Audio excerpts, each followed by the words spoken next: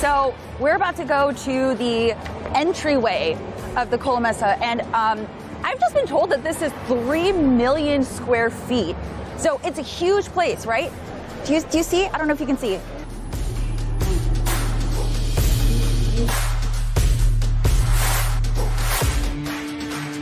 Okay, we made it outside. Obviously, there's a ton of people, so it's kind of hard navigating around. But you know what? I'm going to grab an IGN microphone and try to do it anyways and ask some people if they're excited and if it's their first Gamescom, like me. Is this your first Gamescom? Yes. Really? Really. Me too! Oh my God, how do you feel? Are you excited? Yes, I'm excited.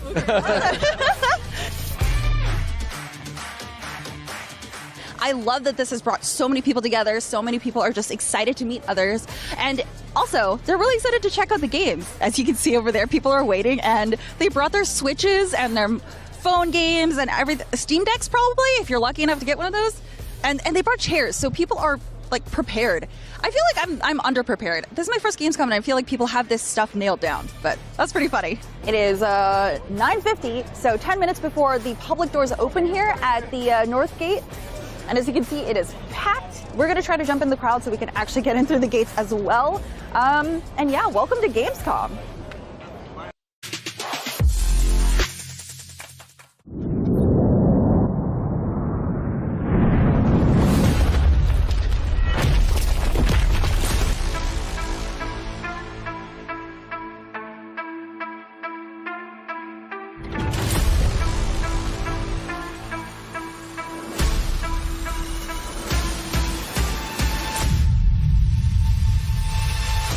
Gamescom 2022, the biggest video game convention on Earth, is back in full force, and IGN is giving you a front row seat to the heart of gaming live from Germany.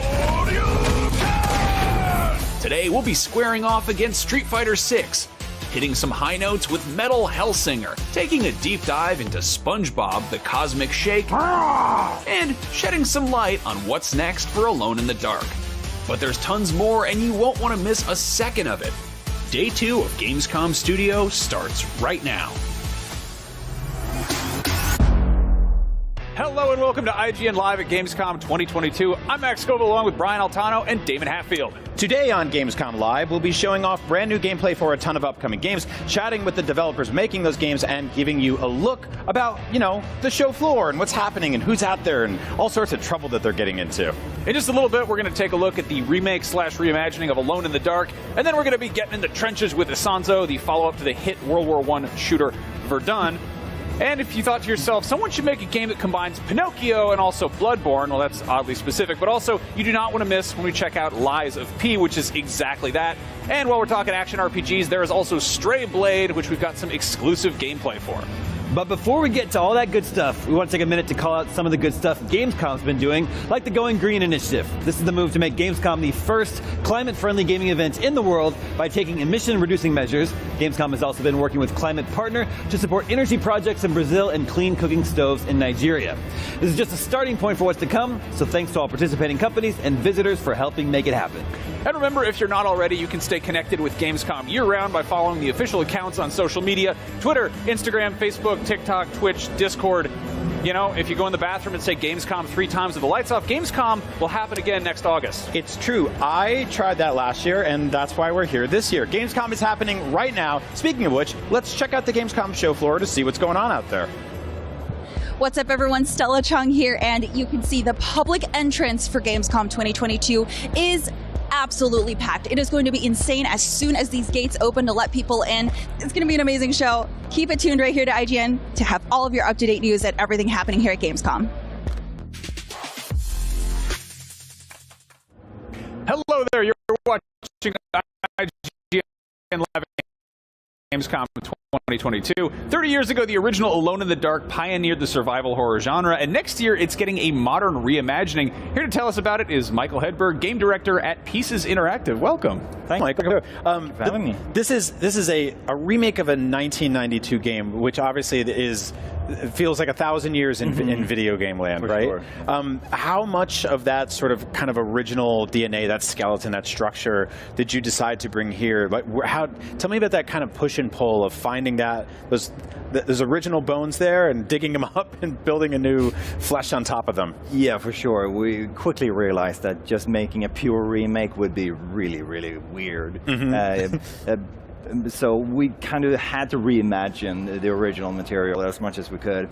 But yeah, I'm a big fan of it, and I feel like a huge responsibility to sort of really dig in and really care for this product and to figure out what did the original sort of creators think about this game and what were they trying to say. So actually it's just been a ton of over-analyzing of the original game, just trying to sort of extrapolate from there. I absolutely love the creature design in this game. It's incredibly inspired. It's deeply unsettling, and that's coming from someone who's like a huge fan of horror. Can you tell me like how you decided where to put what body parts on what creatures? Well, thankfully we managed to employ Guy Davis. I don't like this at all, by the way. I don't like the egg sack stumping on people. I don't like all the, that's gross. How dare you? Yeah, exactly. How dare we do a horror game?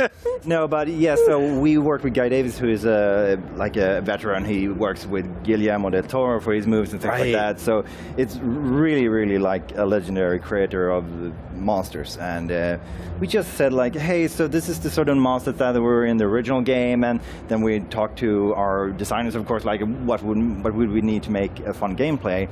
And then we just sort of set him free, and he just came back with all these abominations. It was like, holy shit, okay, let's see if we can sort of let's see what we can do with this. That's awesome. I wish I could tell my friends to come back with a bunch of monsters, and they just do. That would be great. Now, Derceto Mansion, like how familiar is it going to feel for people who know the original like the back of their hand? Because that familiarity isn't really scary. Yes, so the pure architecture is different, I would say, but there's because we needed to be a little bit bigger and more to explore, and we also wanted to make it more sort of a little bit more believable maybe than the previous one.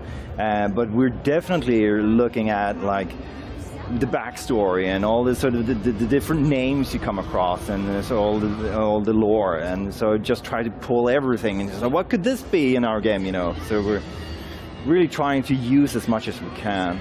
How did you know, like, it was, like, when did you know it was working? Because I know it's like, when you're making a video game, it's like, obviously the lighting is a big part of it, the sound is a big part of it, but it's also kind of like, you get to see the haunted house with the lights on, basically. Yeah. No, it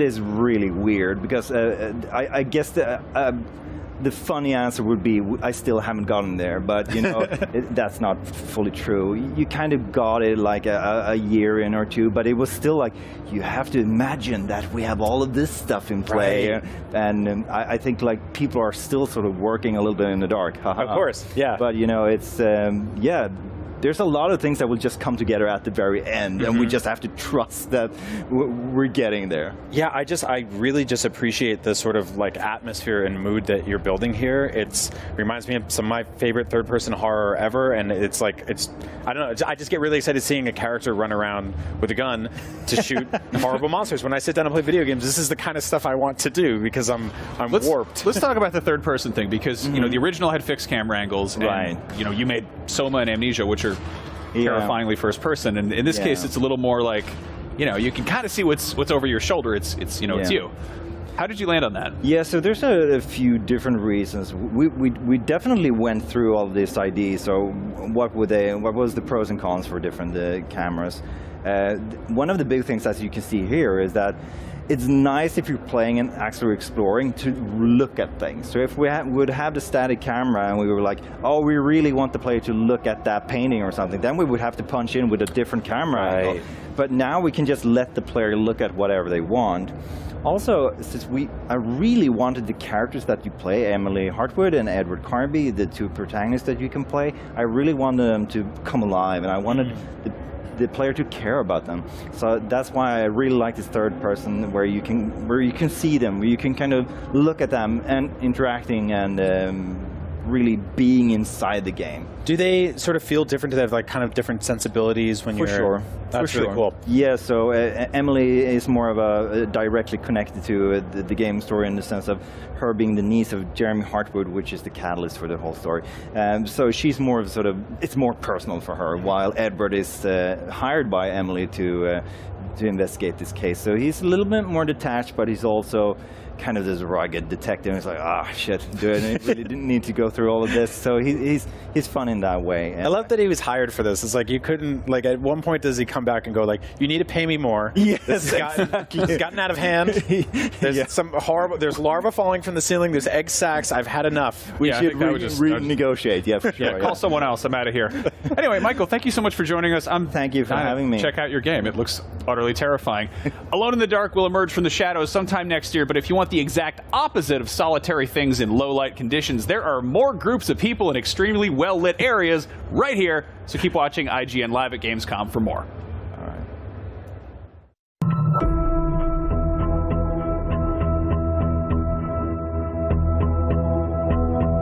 Hello everyone, I'm Dale Driver for IGN. I'm here at Gamescom 2022.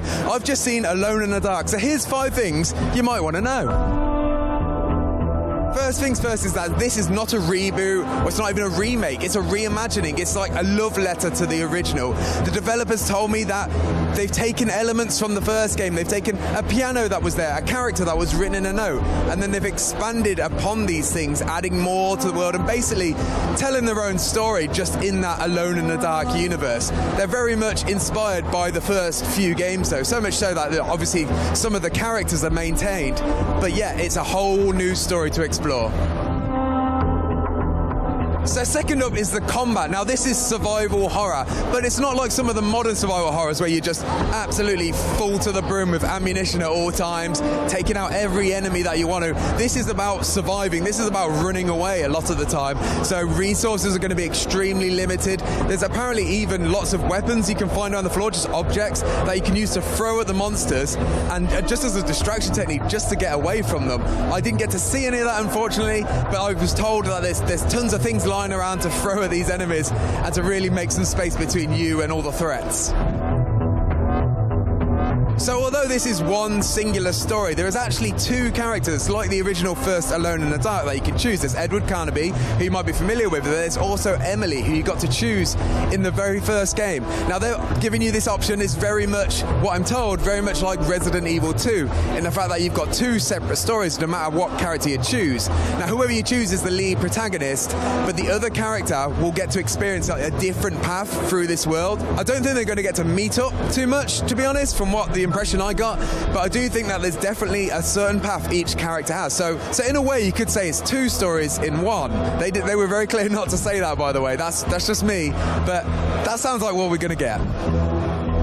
So the 4th thing is about the location, which is a giant manor house, which used to be a mental hospital, I believe, all based in Louisiana. So I don't know if you're like me, but in survival horror games recently, it tends to usually start off in one of these houses and then expand and go crazy places, where the reality is, I think the best storytelling usually comes from just exploring a creepy mansion and finding out its history, finding out its past and what's going on in there. Now the Alone in the Dark devs told me that this is what we can expect with Alone in the Dark.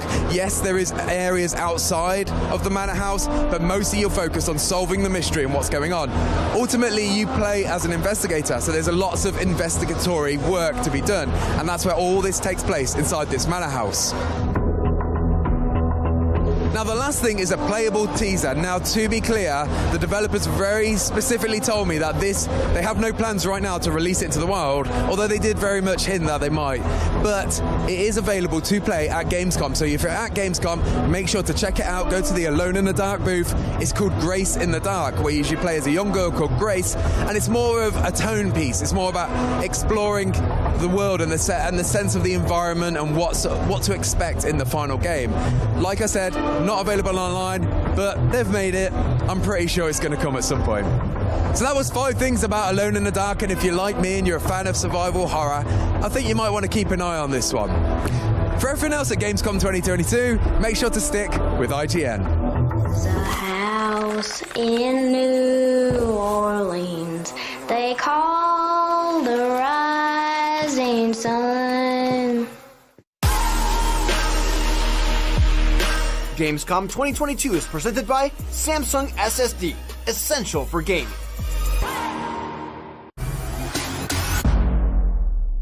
The only thing better than listening to IGN podcasts is watching them. Luckily, all your favorite weekly shows are here on IGN One.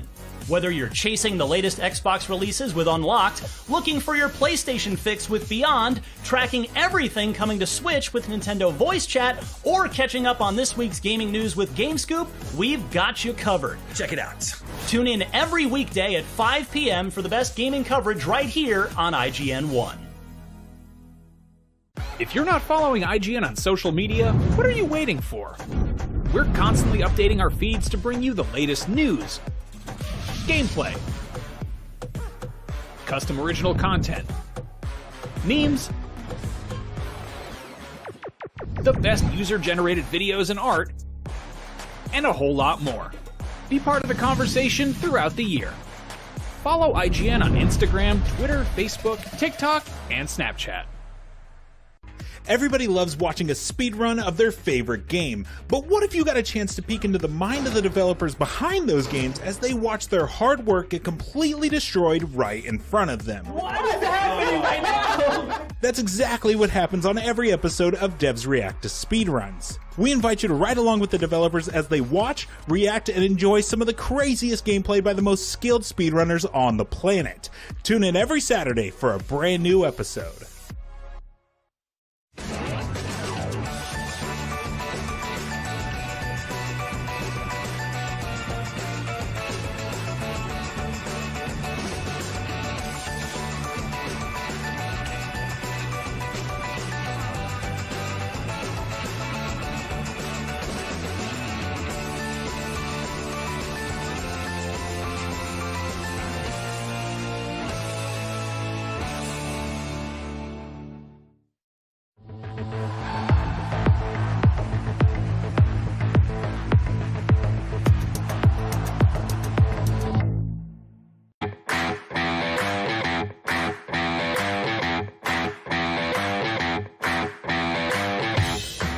You're watching IGN Live at Gamescom. Even though it contained literally the whole planet at launch, Microsoft Flight Simulator has managed to somehow add even more content over the last 2 years. Here to tell us about what's next, please welcome Jörg Newman, head of Microsoft Flight Simulator, and Sebastian Vlock, the CEO of Asobo Studios. Welcome. Thanks for dropping by. Hey. So, big thing right now is helicopters. I know people really want to know what's going on with those. It's pretty self-explanatory what a helicopter is, but sort of how it gets implemented in Flight Sim is, we're curious. Big question, can you land them on top of structures? Definitely. You can land anywhere. But Seb coded it all, so you should speak to the specifics. Yeah, so we have done a big update to the whole physics and simulation engine, especially for helicopters. The flight model is very different from a helicopter and a real aircraft. And yeah, you can land everywhere on buildings, any field, mountain, yeah. Awesome. How would you say that sort of changes the feel of the overall experience compared to being in a... I think it's a different way of seeing the world. I really rediscovered the entire planet with the helicopters. I've been working on it for 1 year now, and you see things really differently. You have time to stop somewhere and turn around and stuff like that. It's a new way of flying. Yeah, it's incredible. And the other big world update is Canada, which is coming in September. Is that correct? That's right. What can you tell us about that? Well, so, we listen to our community a lot, and we had done 2 United States updates. We also did Germany updates and stuff, and the Canadians are like, hey, it's our turn, what the hell? And we're like, okay, fine. So it takes us about a year, because we are trying to do 3D cities, and we fly planes over cities, they take millions of photographs to make them 3D out of that, and it takes about a year to make that. So we have 12 cities, and then we have 5 airports, and that sort of shows you all the countryside, and then we have missions in between. And yeah, it's really just for people to discover. That's and it's huge, right? It's the I second don't biggest believe country. you that Canadians would say, what the hell? I feel like it's much nicer. Much nicer than that. What are some points of interest that people should check out first there? Oh, I mean, I think people typically first go to the cities because it's like it's kind of amazing when you see that. It's down to like 8 centimeters. Mm-hmm. And after that, I think they're going to go to the Yukon, those types of places. Like, sounds fascinating, Klondike, all those places. And it is great. Like, we have a new digital height field, like digital elevation map. So you see the Rockies in all their glory. And I think people will go land in the valleys. Kind of what Seb said. They land in the valleys where you typically go have gold digging and stuff like that. And I think that's be cool. I love it. So you recently had the Halo Infinite Pelican, and there was the Top Gun Maverick update, which I love that like every big game as a service is doing like pop culture crossovers, and even Flight Simulator. Are we going to see anything like that in the future? Yeah, I think so. We're trying to be a little bit careful with that because you could do anything really. We try to stay pretty true to our. So Halo was a little bit of a stretch because at least it comes from Earth, right? So if it's completely something else, at some point our fans will probably be a little bit, hesitant because they're flying around our real airspace.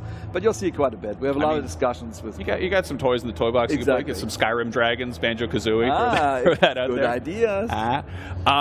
Now it's been 2 years. The game's been out for ages. It like kind of came out the gate and was immediately just a huge hit. And obviously, it's gone in the direction the community's wanted to.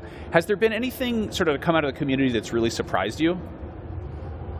I would say the creativity is great. I mean, there's 500 or so companies that make stuff. Like they make add-ons. Some of them are shockingly good. And I think the tolerance is interesting. Like we knew we had a core audience of PC simmers. And then we brought it out on Xbox, and everybody's like, hey, this gamers coming in, what the hell are these people? And they were so gentle to them because they know the hobby is growing. And then we did it again when xCloud or Xbox Everywhere came out. Again, totally different people from totally different places. And I think they see the next generation of simmers coming in. And I think that was very heartwarming because we were a little bit nervous, quite frankly, if they would be tolerant of people who don't know how to fly at all. But it was the exact opposite. They sit there and explain to the newcomers how to do it, which is great. That's lovely. I mean, that is fascinating because there is, you see this with really any gaming that has like the core community, and casual people like I don't know how to fly a plane, but I tried and I've had fun doing it. And I think that's really, great to be able to hook people like that. And like clearly you're being able to serve that hardcore community and it's, opening up to other people. Has there been any consideration to try to do anything like more arcadey, more video gamey without, you don't want to ruin the simulation experience, but recently we saw like Forza Horizon 5 like drew in a ton of people who didn't normally go anywhere near, motorsport or anything like that. I mean, my opinion is Forza Horizon, it's a terrific game, and it's freedom. And it's freedom of what you do, how you do it. And I think that's what Flight Sim has. We have the Earth, right? So that's cool. And there's a gigantic playground. I don't think we will ever be arcadey, but it's about how long it is. Because people are dreading a little bit, oh my God, I'm sitting on the tarmac for 20 minutes and stuff before I can even take off. But then we did Maverick, and you have a race over like super low to the ground, 3 minutes, you're done. And you get a score, and people are like, oh, awesome, great. And that becomes more gamey, but it's not arcadey at all. Actually, the plane is physically totally correct. Yeah. No, I mean, that's exactly it. That is the sort of the way to get people on board. It's the highway to the danger zone. It's just the need for speed. 2 years in, what's the timeline here? I've spoken about it being like a 10 years of support. Yeah, it's so funny because now people say, hey, you're 2 years in, are you done in 8 years? I'm like, no. What we wanted to say was we're in for the long run, and we are just at the beginning. Like helicopters and gliders, the things that are coming out in November, that was sort of at the top of what people wanted. There's an airliner that people wanted. There's an infinite amount of more things that people want. So we'll be really busy. Wonderful. I'm glad to hear it. Thank you so much. Microsoft Flight Simulator is out now on Xbox and PC, and it's really, really cool. So if you haven't checked it out yet, please do that. And in the meantime, keep watching IGN Live at Gamescom for more.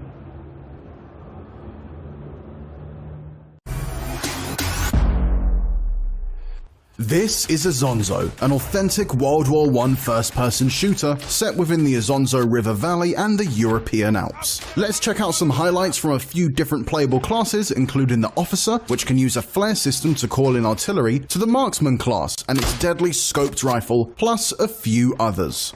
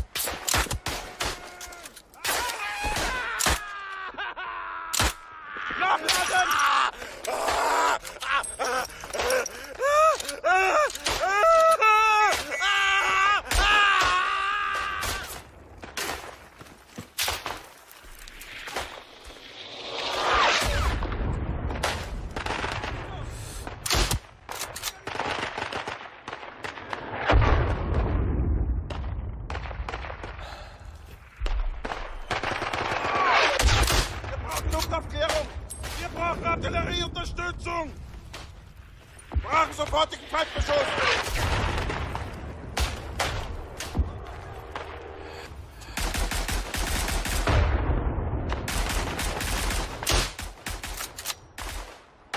Luftaufklärung angefordert, Männer!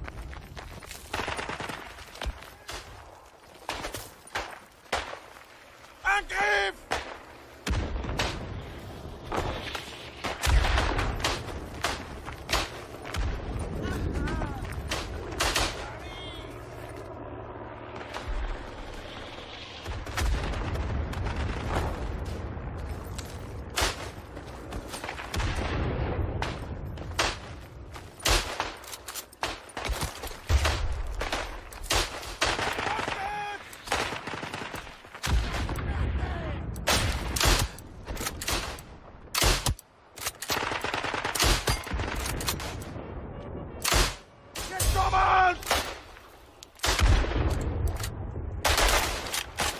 Wir brauchen Artillerieunterstützung!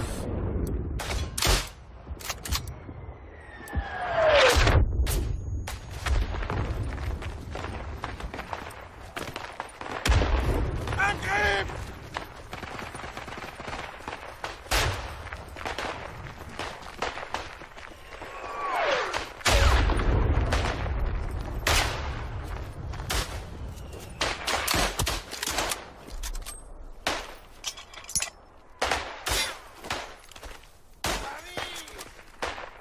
Luftaufklärung ist unterwegs! Wir brauchen Luftaufklärung! Artillerieunterstützung!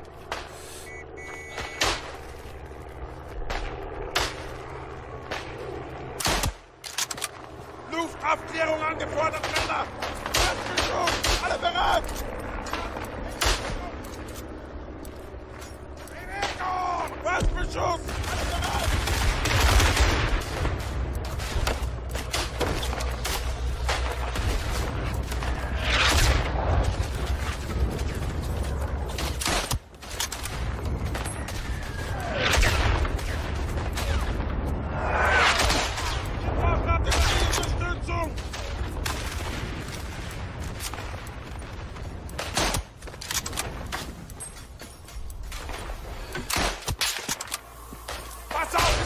Sein!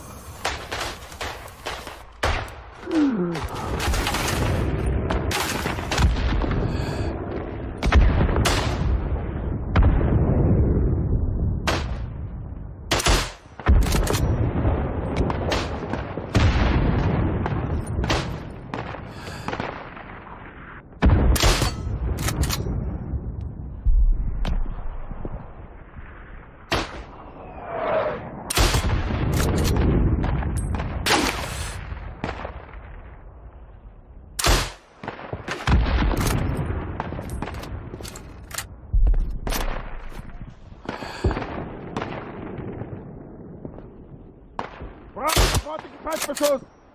Wir brauchen Luftabklärung!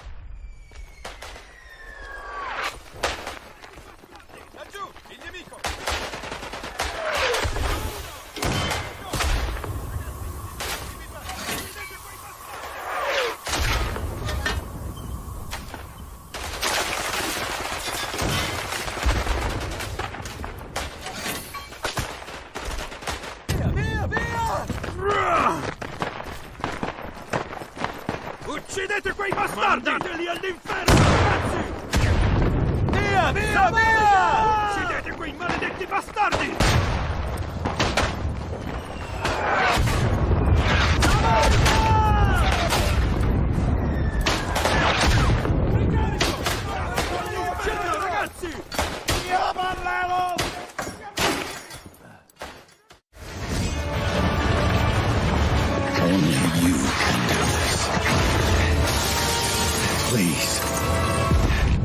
What's up, everyone? Mitchell Saltzman right outside the Xbox booth at Gamescom 2022. I just got finished playing about 15 minutes of Lies of P, and I want to walk you through 5 things that I think you should probably know about this game.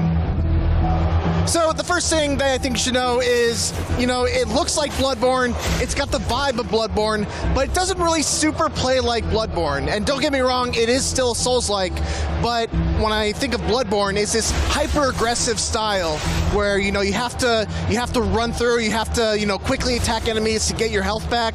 Lies of P is a little more deliberate. There's a block button, you get rewarded for blocking enemy attacks with good timing, with a perfect parry, and there's all kinds of special abilities also on top of that just don't really exist in Bloodborne.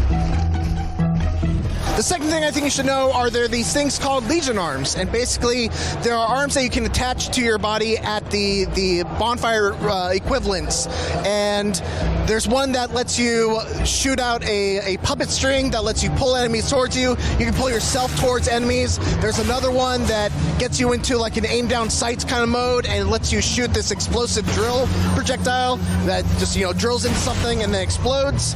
There's like a charge electricity thing that I didn't really get to figure out the main use for, but you can charge it. It gives you a short range electrical blast, and yeah, there's a lot of flexibility that you can take with you into Lies of P.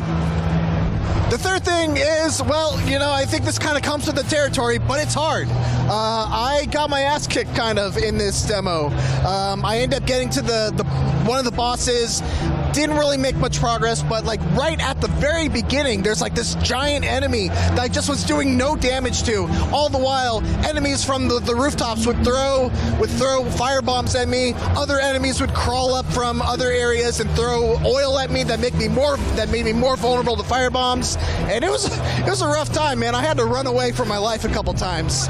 The fourth thing that you should know is that it's kind of creepy. I mean, all the enemies in the game are puppet based, so like you got like these shambling monsters that kind of like twitch unnervingly, and it actually kind of plays into the gameplay a little bit, because when you're playing a Souls-like, you're usually waiting for like that twitch that lets you know when to dodge.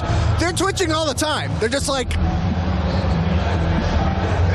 and it's amazing to really to kind of deal with. There was a part where I fell into like this hole, and like 3 mannequins started lurching towards me, and they were really hard to deal with. But yeah, it was a blast. And then the final thing that I think you should know is that there's a weapon mixing and matching kind of system. I didn't really get to mess around too much with this. Basically, every weapon has a head and a handle, and you can kind of mix and match them, and there's a special power associated with each part. So you have a special power associated with the handle, and you have a special power associated with the head. And I imagine that if you get different handles, you can mix and match them and use those special abilities using different weapons. Those are 5 things I think you should know about Lies of P. I wish I could play more of it. There's only one station here at all of Gamescom, but what are you gonna do? For more Gamescom 2022, you're already in the right place. IGN.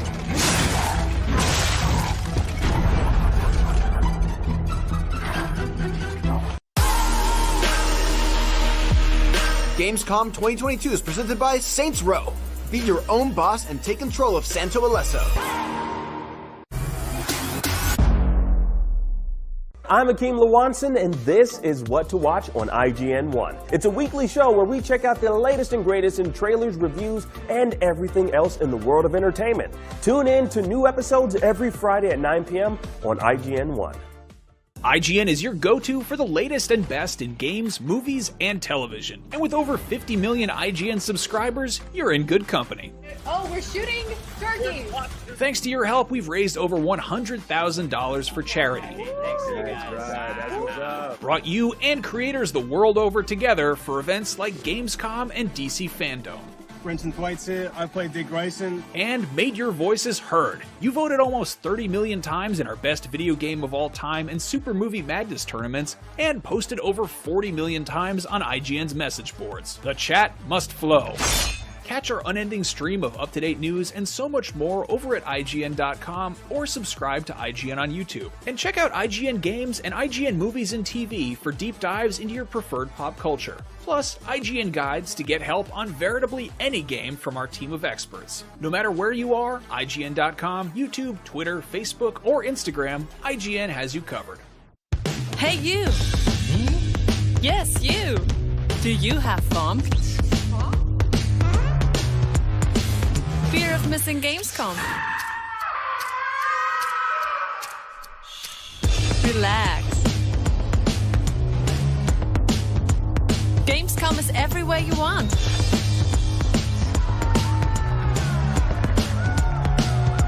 Gamescom now.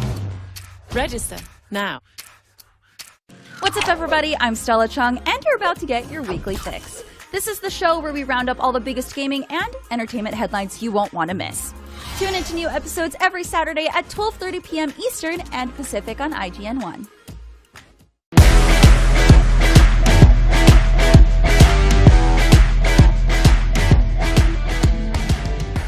The First Descendant is Nexon's new co-op action RPG shooter made in Unreal Engine 5 that transports players to a sci-fi world where they will unravel the secret behind the Descendant's power across various missions and raids in single-player and multiplayer. Let's take a look at what's in store for players during the First Descendant Steam Beta coming this October.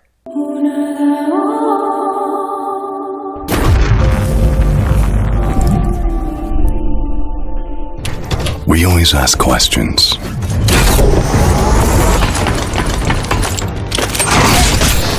What is it that actually exists?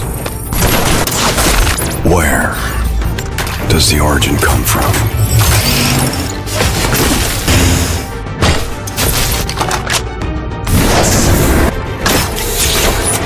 Where are we headed to in the end?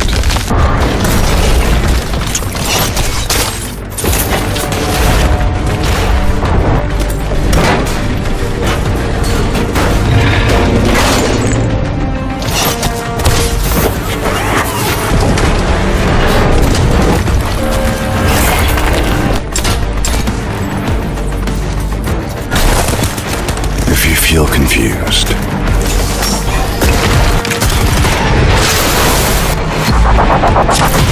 Just reload your gun.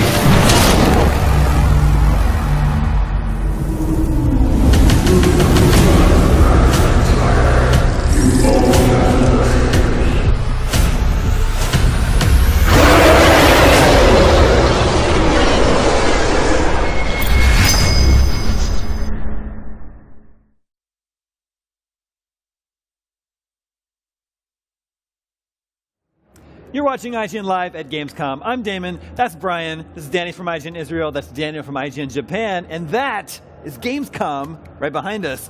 Now, PlayStation isn't officially out there on the show floor this year, but that did not stop the company from announcing a bunch of PlayStation 5 hardware news here, starting with the reveal of a brand new PlayStation DualSense Edge controller. Now, this is PlayStation's answer to the Xbox Elite controller. It's a higher-end, premium alternative to the stock DualSense controller that comes with your PS5. Let's talk about what this thing can do.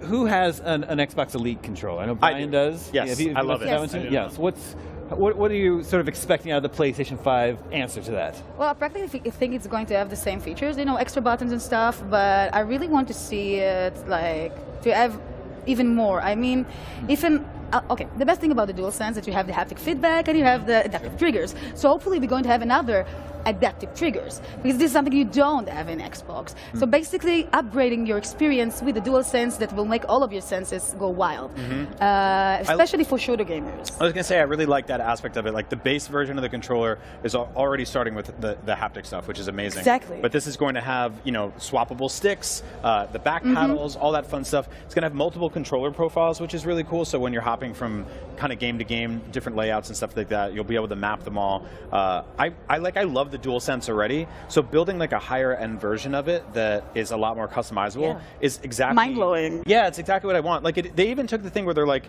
the case charges the controller itself. Yeah, it's got that like braided USB-C, all that fun stuff. So I love it. Yeah, you're into this, right? Yes, so I have. I am somebody who very much defaults to the default controller. Right. I like them, and I think this time the Dualsense, especially, is a really big upgrade over the previous controller for the PS4, which I really love. I also really like the Xbox controller, and I have kind of no complaints with them. I do have like on a Steam Deck or on my Switch, I have the Hori controllers, which they have back paddles and stuff, but I find myself not really using them that much, and you know, enjoying the custom layouts. Yeah, and it's a lot of change to lay down for. I'm kind of the same way. I'm not sure the Edge controller is for me. I kind of think these controllers are really intended for really competitive players, and I'm mostly a single player gamer. But Brian, you have an Elite controller, and I think we have similar tastes in games. Yeah, we both play a lot of single player games. I'm not a competitive player at all. I'm terrible at esports and all those fun things. But what I really love about the sticks on the Xbox, is like the right stick on my Elite is just a little bit taller than the left one, and that's because I just played with a bunch, and I was like, that actually feels comfy. And I started mapping buttons to the back paddles and stuff like that. The DualSense Edge specifically has different caps for your analog sticks. So they're just like, it's kind of like the dome, the half dome, little like, you know, when you ever like on Steam Deck, right? When you're touching those sticks and they kind of move in a little bit, they're really comfy, but also maybe somebody wants something that's kind of concave over convex, you'll have that option here. I think what's interesting with the DualSense Edge is that you'll have to buy those sticks separately. The caps come included, so the analog tops basically, but the sticks themselves will be additional purchases, which I'm not entirely wild about. I hope that's something they change before they announce the price and release date and all that fun stuff. So. And hopefully it will come in colors. This is all I can think about, because then you can actually design your controller like to be crazy. I think on Xbox you have the you can customize your controller and build your own controller, right? And I don't know why they. It would be awesome if you could do that with an Elite style or an Edge style controller. You can. Yeah, it's interesting. That would probably be like a small edge of the market. No pun intended. The other big hardware initiative that's coming to PlayStation 5 is PSVR 2, right? Yes. You know, it's coming next year, but we still don't have an exact release date. We still don't have a price. Lots of question marks on this one. The original PSVR has its fans and its supporters, but I think the attach rate for the PS4 was only about 5%. Right. Yeah. And now, several years later, the MetaQuest 2 has been a huge success, but of course it's, you know, it's probably cheaper than what we're expecting PSVR 2 is going to cost, and it doesn't require any PC. It's wireless, you know? Yeah. So it's just like, what is Sony expecting, I wonder, for PSVR 2? I think they're coming at this one at a significant advantage than they had the last time around. And they had a good advantage last time, which was they were one of the only consumer-ready VR market, you know, or headsets in the market. There wasn't really an Oculus to compete with at the time, but also they launched it with Move controllers, which were already like a decade old at the time. This one is going up against higher-end PC stuff. It's only got one cable. There's a lot we don't know about, like whether it'll use your backwards compatible library, whether you can plug it into your PC and play things there. But I think they're going for like a premium market here, and they're going to make a kick-ass, really strong headset. And they've got a bunch of games coming for it too, which is cool. Daniel, how are you feeling about PSVR 2? Yeah. So. After the spaghetti mess of the previous headsets, the snakes. cords, so many cables. I appreciate the one cable, but having used the Quest with the no cables, my god, it feels great. I think it's the premium VR experience though. It feels better. It's less likely to make you feel unwell for one thing.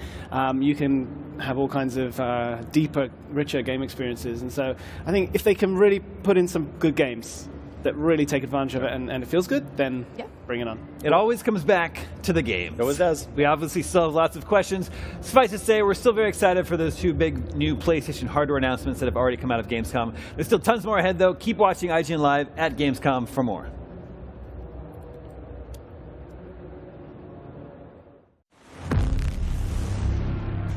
I'm Stella Chung, and I am here at Gamescom 2022, and you can see the crowd is so excited. They're piling in. The doors are open now. It is officially go time. I am so excited. All right, we made it. We're inside. Shade. Okay. Now to figure out which entrance to go through. I think we have to go through here. Okay, we made it through the outside entrance, which is great, because now we're inside an AC-ish.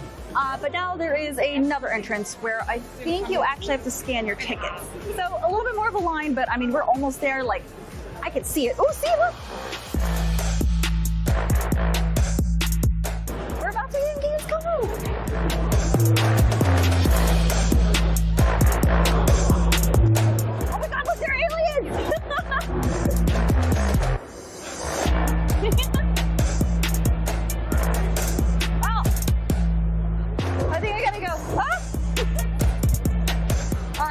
Hall 8 is where IGN is. We're all the way in the back, so please come say hi or wave at our cameras. I don't know, whatever you like.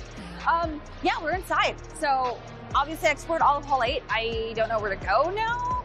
Oh, right, we need to go to Hall 9, shoot some things there. Yes, yes. Then afterwards, I think I'm gonna look at the cafeteria and get some food because I'm really hungry. It's so cool to see people dressing in really cool outfits here. I hope it stays this easy to move through, but I don't think so because we still saw so many people waiting outside. Ooh, it's the Skull and Bones booth. Oh my God, look at this. Ooh, even all the way in Germany, you gotta have your fries. And honestly, let me tell you, the fries here are amazing. You can never go wrong with having fries here. Ah, we made it! Home sweet home. Oh my God. All right, so I think I have to check a few emails. Oh, definitely get something to eat. I can't forget that because I'm super busy. And yeah, I guess that's it. I'm gonna go work.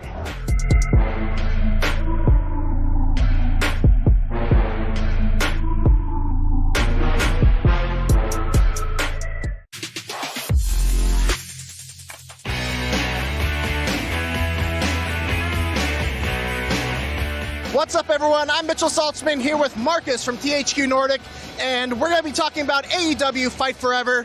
So, Marcus, one of the things I really want to know about this game is, you know, this is a game that's really embodying the spirits of N64 wrestling games like No Mercy, like Revenge, and like the WrestleMania 2000. What do you think it is about that era of wrestling games that is so appealing and that you want to embody with Fight Forever? Yeah, first of all, thanks for having me. Cool to be here. This old arcade style, I think this comes back to our childhood. A lot of gamers, they started back in the earlies with N64, and they love the feeling of these arcade games, and they kind of vanished in a couple of years. Technology raised, and the level, it's now more motion capturing and everything, and we said, no, we want to go back to the roots, doing all animations handmade, teaming up together with youths and creating something players are longing for since years, I would say. Really, I look back fondly on with regards to No Mercy as a story mode. What can you tell us about AEW Fight Forever story mode? Yeah, we will definitely have a deep career mode. So you can also start with a customized wrestler, you can create your own wrestler, you can pick one from the roster, and you can start your career and experience how it's going to be the life on the road with AEW. With an own schedule, you will have some nice cutscenes, you can earn experience, you can develop your character. And I think that's the funny thing about the game. So you're really on the road, you can spend your skill points. So there's a couple of what you can do, and I think this makes this game really nice. One of the things I don't remember from No Mercy, and one of the things that we see in the trailer, are some mini games. Is there anything you can tell us about the mini games? Yeah, we will have a couple of them in the game. We will add maybe more later on, let's see. But I think the cool thing about mini games is you can sit on the couch together with your friends and just enjoy the game without serious battling, so just having fun with some friends. And I think this is a cool addition to the base game. So one of the things that's really unique about AEW is that they've innovated a bunch of match types, like the Casino Battle Royale. Are those match types going to find their way into AEW Fight Forever? Yeah, exactly. Most likely every one of these are in the main game. So we have the Casino Battle Royale, we have a two-way, as a three-way, four-way, we have ladder matches. One of the unique things about wrestling games are the situational moves. You can do jumps over the top rope. You can clothesline people on the top rope. You can do all kinds of crazy things. Can you talk a little bit about what can you do in the ring of Fight Forever? You can do most likely everything. So we have we wanted to create this unique AEW atmosphere. So we added all the finishes, we added all the moves. As stated before, they are all handmade, so to say, so no motion capturing. So the wrestlers, they were deeply involved in creating all this stuff. Kenny Omega was the creative mastermind behind this game, and based on his big knowledge about wrestling, we created all the moves. So you can throw people outside of the ring, you can grab some weapons under the ring, you can interact with the audience, so there with the barricades, so there is plenty of stuff, of crazy stuff you can do in the game. We have over 40 weapons included. The most crazy one is a fire extinguisher you can use. Then you have the classic ones like chairs, like ladders, like tables, so baseball bats, all of that is in the game. All right, guys. Well, that is AEW Fight Forever. And for more Gamescom, keep it right here on IGN. Howdy, I'm Rebecca Valentine. I am here at Gamescom at the promotion for AEW Fight Forever with Cole Cabana and Christopher Daniels. Hi, guys. Hello. How's it going? Hi, I'm great. How are you? I am. Wait, you didn't even ask me. You just said hi. Hi. Hi. She did want to know how you were, though. I did. I wanted to know so bad. How you doing, Colt? You I'm all great. right? Thanks, Chris. Well, we are standing in a ring that is just labeled with AEW Fight Forever everywhere because that game is here at Gamescom. Have you two had a chance to check it out yet? Yeah, I've had a chance to see the premium video stuff, and it's very cool to see. Yeah. How about you? Yeah, it's very early right now, I think, for us. We've landed from America, but we've taken it in a little bit. This is very big, very overwhelming, but AEW seems to have a great place in here, and it's very exciting. Yes. Sure. So have you two decided who you are going to main in Fight Forever yet? Who we're going to main? Yeah, who are you going to play as? Who are you going to make yourself? Oh, definitely me. Definitely me first. Although my record isn't as good as it should be, so maybe I shouldn't be me first. What do you think? Maybe I'm Paul White. I'm Paul White. Yeah? Okay. I'll probably do John Moxley. That's a safe bet, yeah? Just don't take Paul White. I'm Paul White. All right. I'll let you go first. I'm going to make a character, actually, and it's just going to be Paul White with, like, a Caribbean hat on. Nice. Yeah. I like it. That sounds good. Well, now I want to see you two fight each other in Fight Forever also. Okay, well, I don't know. I don't have any problem with Cole. Why would we fight? I would like the idea of if we fought forever, but literally did a 36-hour stream of just one match. And we could set a record and put it on the map. I'm down. Let's do it for sure. Are there any dream matches that you want to set up in this thing when it comes out? I mean, I've already played the demo, and I've already had a dream match of Thunder Rosa versus Adam Cole. So how'd that go? It was very Thunder Rosa, easy win. Easy win, yes. And in my head, that's how it would go too. What about you? Which is weird because Adam Cole is a gamer. You would think he would do better in the game, but apparently not against Thunder Rosa. So I'm looking forward to seeing the Young Bucks in action on the video game. I want to see how many super kicks they throw on the video game as opposed to in real life. I think the numbers are probably equal. Yeah, because in real life, it's basically a video game for them. Oh, yeah. So we're at Gamescom. We are surrounded by so many games. Do you get a chance to wander around and play anything? Is there anything you're excited about besides Fight Forever? I haven't been. I'm a little bit past the age for video games, but I'm looking for stuff. I'm looking for the stuff for my son because he's an avid gamer. Oh, yeah? He's a big Fortnite guy, so I'm definitely looking for stuff to bring home for him. Awesome. What about you? Yes, I think everyone would know me from my Twitch channel and playing games. But I've taken a little bit of a tour. But when we came in, we are right next to Cosmic Shake and SpongeBob. And I didn't think I'd be so into a SpongeBob game, but I keep seeing it and it looks amazing. And so I think that's kind of my number one on my list right now. Did you watch the cartoons? I did not, although the voice of SpongeBob, Tom Kenny, has done some wrestling stuff with us in Los Angeles. Yes. So as wrestlers, we are just involved in like everything. We hit and so you wouldn't have think like, oh, Cole Cabana and Tom Kenny shared a locker room. Yeah, we did. And he beat me. It was beginner's luck, though, honestly. It was beginner's luck. Colt's been looking for a rematch for a very long time, I'm sure. Oh. Tom Kenny! I'm coming for you. I'm coming after you! Well, speaking of rematches, I hear this ring we're standing in, there's going to be something going on here later. Who's fighting? What's going on? We're going to keep that under wraps for now, but there are going to be matches between the AEW talents to show the German fans what AEW is all about. This will be the first time that we've had AEW matches in Germany, although Colt and myself have wrestled in Germany many times. We're looking forward to putting on an AEW show for the German fans here today. That's really exciting. Are we able to say who else is here? Yeah, Evoluno is here, and Helico is here, and Pretty Peter Avalon is here as well. Well, I don't know what the matchups are going to be, but that sounds really exciting.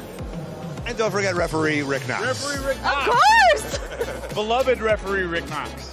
Well, thank you both so much for your time. I appreciate it. Thank you so much for your enthusiasm. If you can give that to all the other hosts, we'll have a very exciting time. Don't worry, it's infectious. Yes.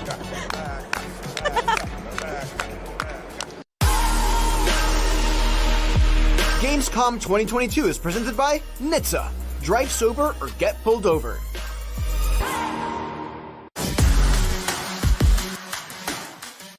Tune into IGN 1 for the latest news on your favorite releases, gameplay exclusives, and all the entertainment you can handle. And maybe even some you can't. Cinefix on IGN 1, your friendly Friday night home for film fanaticism. You're watching The Weekly Fix, ready to fill you in on anything you may have missed in the world of gaming and entertainment.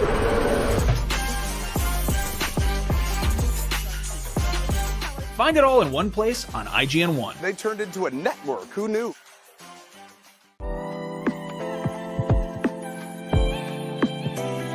IGN Playlist is all of your games in one place. You can build your library and discover new games. Create and follow playlists from friends. Access guides for what you're playing. And rate and rank the games you love to share with the world. Available free with your IGN account. It's for players, no matter where you play. You're a busy gamer with plenty to play. Not a lot of downtime, but you still want to keep up with the latest gaming news? Fret not. No matter where you like to play, PC, PlayStation, Nintendo, Xbox, I've got the headlines you need to know about. When Half-Life 3 is announced, it'll be on the Daily Fix. When the Switch Pro is announced, you'll be the first to know. And when that big game you just can't wait for is delayed, yeah, I'll have that news too. The Daily Fix, with me, Nars, weekdays only on IGN. If you're not following IGN on social media, what are you waiting for? We're constantly updating our feeds to bring you the latest news, gameplay, custom original content, memes, the best user-generated videos and art, and a whole lot more.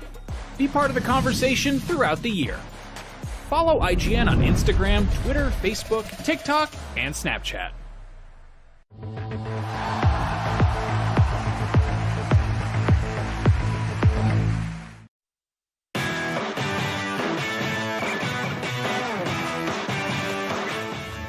Hello, this is IGN Live at Gamescom 2022. If you've missed any of the show so far, don't worry, because there are plenty more big games still to come. That's right, Damon. In just a little while, we're checking out Recreation, a new open-world racing game from a team of devs who previously worked on the Burnout and Need for Speed games. After that, we've got some AEW wrestlers to show us the ropes, literally. And then we're getting a look at the Dark Pictures anthology, The Devil in Me. And did you know they make video games in Australia? No. Yes, they do. I know it's hard to believe, but it's true, and we'll be checking out a few notable indies from down under.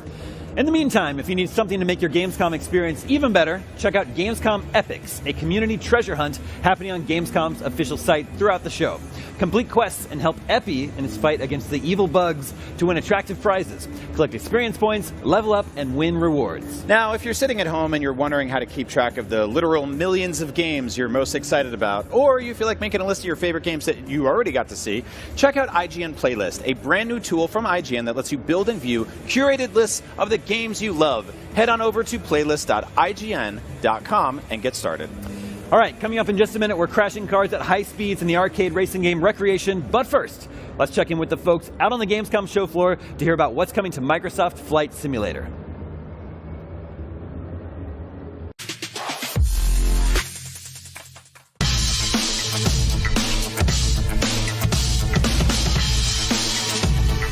Hello everyone, I'm Jesse and welcome to Gamescom 2022. I just got back from playing a little bit of Microsoft Flight Simulator and I'm going to tell you the 5 coolest new things coming in the latest updates.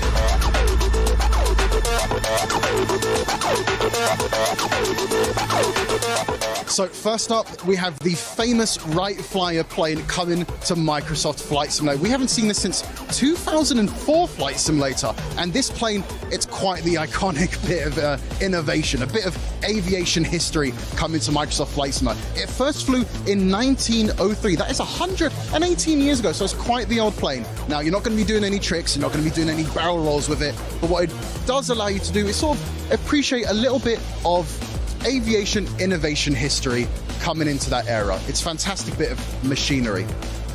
We next have the Spirit of St. Louis, and that is another iconic classic plane coming to Microsoft Flight Simulator. Now, if you're looking to challenge yourself to do the flight of the century, I implore you to take a flight from New York straight to Paris, because in 1927, that's exactly what Charles Lindbergh did with this very plane coming in this November update. So, if you're feeling like you want to do a transatlantic flight, and it's a little bit of a challenge, make sure to take this plane. The next new addition to Microsoft Flight Simulator are gliders. Now, this is a super exciting new addition because when it comes to gliders, you're not dealing with any jet engines or propellers. It is just you and favorable weather. Hopefully. So soon you'll be able to soar all across your favorite spots in a somewhat relaxing manner, and there's two different ways you can actually get into the air when it comes to the gliders. You have the winch system and a tow plane as well, so new mechanics coming to Microsoft Flight Simulator. And I actually heard from a developer that they contacted every flight agency when it comes to gliders in the entire world to see what airports are actually gliders safe. So that's a ton of work for something that we're all just going to be able to play and enjoy and hopefully appreciate as well. And lastly, we have helicopters coming to Microsoft Flight Simulator. People have been dying to see this happen, and it's finally coming in a November update. We've got 2 helicopters along the way, and, well, they're coming with their own unique set of challenges and flight mechanics. Now, the great thing about helicopters is that you're actually going to be able to take in as much scenery as you want at your own pace. Now, obviously, an entirely new flight mechanic, an entirely new flight model definitely means you're going to have to get used to the controls again, definitely going to have to pay attention to a few of the helicopter tutorials, but it's really, really exciting times for Microsoft Flight Simulator because we're going to have gliders, we're going to have helicopters, we're going to have a few of the classics like the Wright plane and the Spirit of St. Louis. There's a lot of stuff for nostalgic fans of Flight Simulator and a lot of new cool things to bring in new fans as well. I can't wait. But something you'll be able to play very, very soon coming to Microsoft Flight Simulator is City Update 1, which is going to include 5 German cities and also a brand new plane as well. First up, we have Hanover, Dortmund, Bonn, Dusseldorf and Cologne.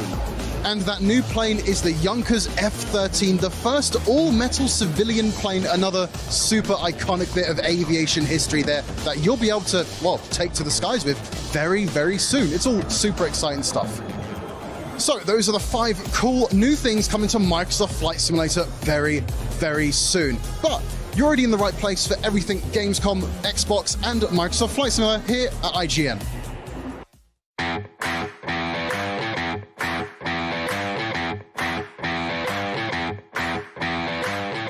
Some racing video games are about creating the most realistic simulation possible, and others are more about using your rocket boosters to launch your vehicles off of ramps at speeds that would make the car and everyone in the car explode, and recreation is definitely more of the latter. We can't wait for it. Here to tell us more is creative director Alex Ward from Three Fields Entertainment. Thanks for joining us.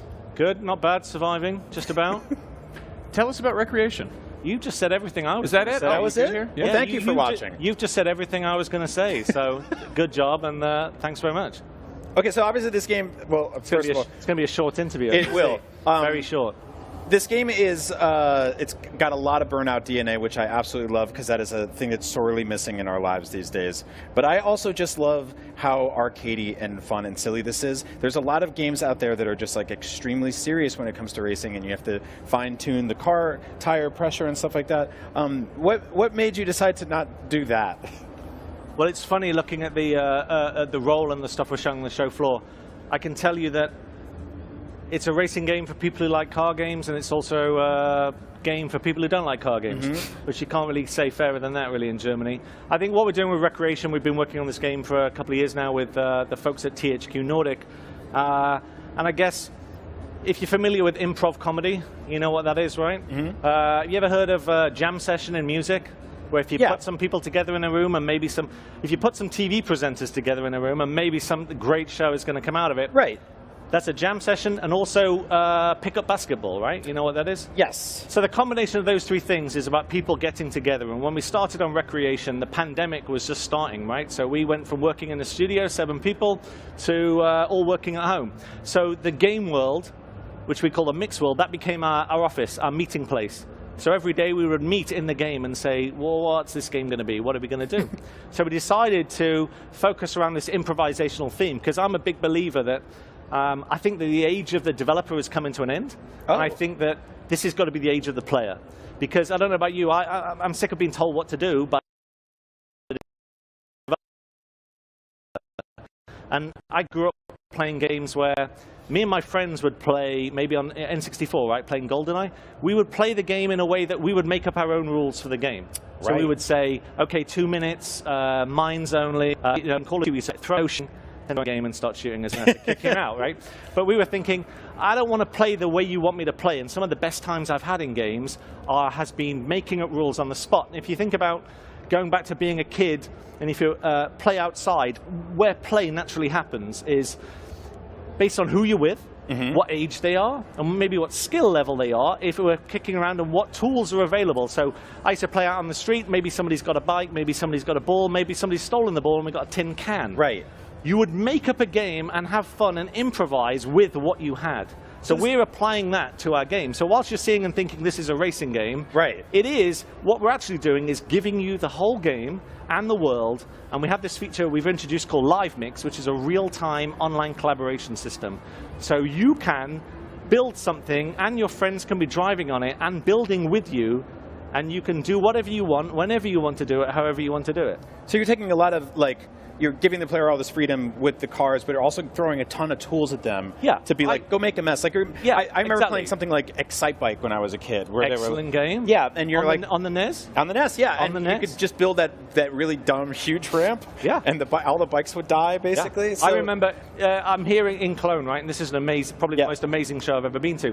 I went to a show in London in 1987, and that was the first time Nintendo had shown any games in London. And they had a truck at the corner and no one was playing. And they had Super Mario Brothers, Kung Fu, excellent, and Excite Bike. Yeah. And I stood playing it for like 2-3 hours and thought, it's amazing. My friend said, what did you see? I said, I like this Nintendo thing. Didn't see it, don't care, too long, didn't read. So yeah, Excite Bike, amazing. Yeah. We want to give you the tools to have fun and let you play how you want to play. Now, that could be good, could be bad. That's the joy, right? If you go and see improv, it might work, it might not. Right. Everyone could be on their feet laughing.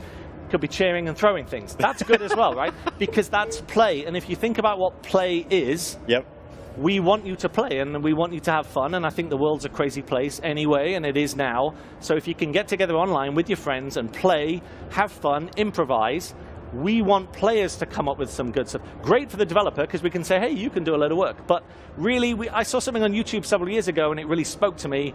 It was a kid saying, why won't these developers, not us, somebody else, probably Bungie, probably wasn't Bungie, why can't they see that this game is a creative platform for me to express myself? Yes. Why can't I do this with that when I want to do this? I do want to thank you for allowing us to destroy so many signs here today. I hate signs in video games, and I'm glad... You've got to have signs. Where would we be without signs? I mean, we're breaking them, so obviously someone's going to be in trouble. Chaos, dogs, cats living together. This is just somebody else playing. They said, can you record some B-roll? It's like, no. Can you show your game in Cologne? We said, never been seen before, got some new stuff in it. Sure. Show the game off. So we said, okay, on the show floor you can do a race and you can remix the race and you can drive around for like 2 minutes. But you have behind closed doors we're showing dogs and cats living together pandemonium. You have something there. The game is called Recreation. You had something called a record with a W. You go hard with the puns on this one then, huh?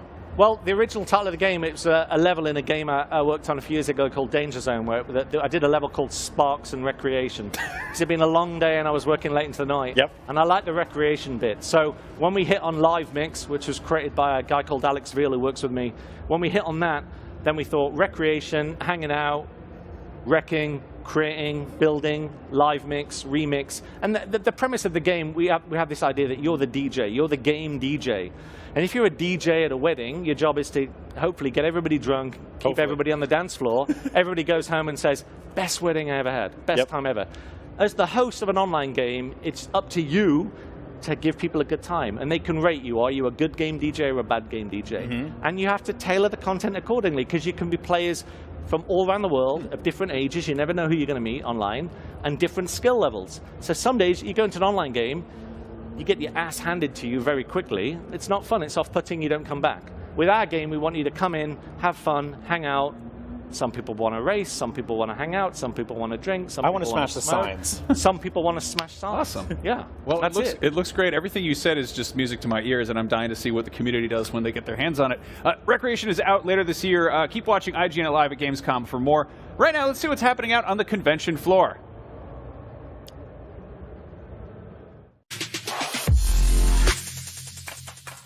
Hey everybody, I'm Leonard, Game Director at Point Blank Games. We're excited to share with you new and exclusive gameplay footage of Stray Blade. We hope you enjoy it and are excited to welcome you to a Korea very soon. Don't forget to wishlist Stray Blade now and sign up for our beta.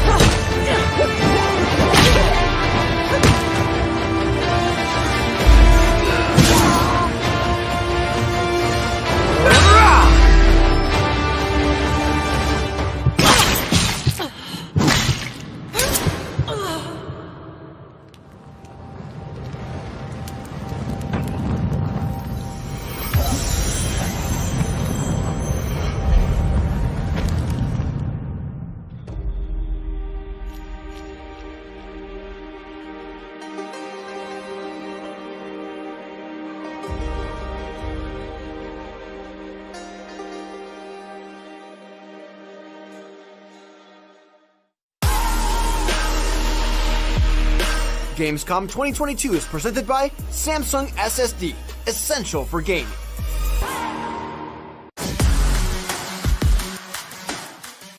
Hey you! Yes, you! Do you have FOMC? Fear of missing Gamescom? Relax. Gamescom is everywhere you want.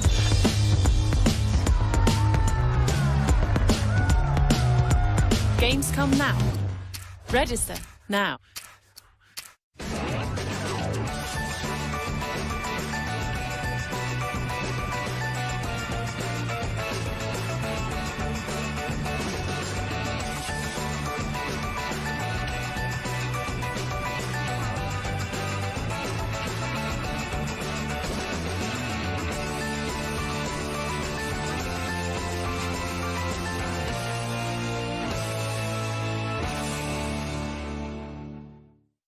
In a world with non-stop news about Marvel, Netflix, and Star Wars, you need a show with accurate reporting, hard-hitting commentary, and me.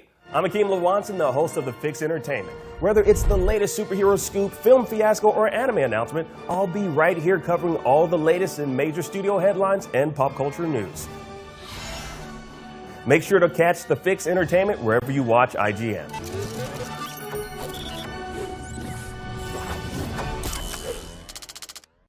Tune into IGN 1 for the latest news on your favorite releases, gameplay exclusives, and all the entertainment you can handle. And maybe even some you can't. Cinefix on IGN 1, your friendly Friday night home for film fanaticism.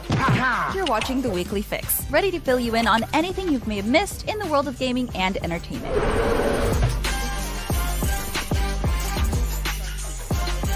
Find it all in one place on IGN 1. They turned into a network. Who knew?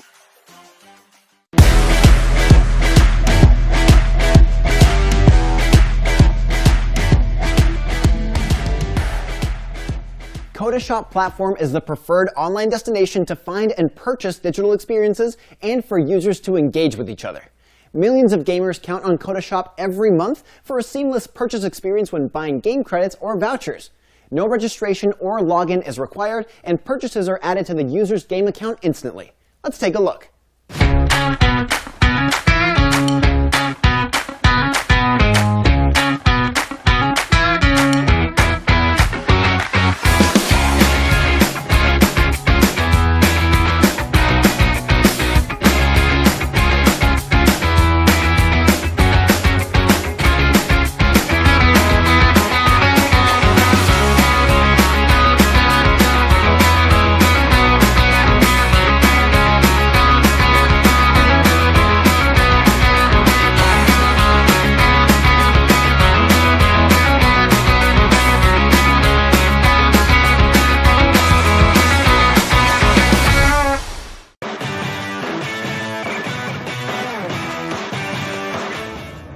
You're watching IGN Live at Gamescom. The next entry in the Dark Pictures anthology is The Devil in Me, which has a few new tricks up its sleeve. We're joined by the game's director, Tom Heaton. Welcome. Hi. What's up, Tom? First of all, this game looks awesome. Big fan of horror. Love that genre just keeps getting more and more love in the world of video games. You've got a couple of games under your belt in this series now. What's the big thing that's kind of setting this one apart for people who maybe haven't played the old ones or have? Well, every time we do one of the games of the Dark Pictures anthology, we're always looking to shake it up, give the players something new. So there's a couple of things that sets it apart. Obviously, we've got a new story, new characters. We've got a new genre we're exploring, which is serial killers and slashers, which is my personal favourite horror genre. Yeah, I love it. Yeah, that's a good one. Yeah, exactly. So the whole story built around H.H. Holmes, America's first serial killer. And we're bringing a ton of new features in with this installment. We've got new exploration mechanics, a new inventory mechanic, a simple inventory the players have, and puzzles, because puzzles fit really well into the idea of this killer that's trying to confuse and disorientated victims. So yeah, there's a ton of new stuff. Nice. And you're working with, what's the actress's name, the star? Jessie Buckley, fantastic actress, yep. Oscar nominee, BAFTA nominee, Olivia Award winner, fantastic. We're so lucky to get us a lovely person, brilliant performance. So, she was recently in Men, which I really love. Yeah, fantastic. Yeah, Chernobyl and Fargo season 4. Yep.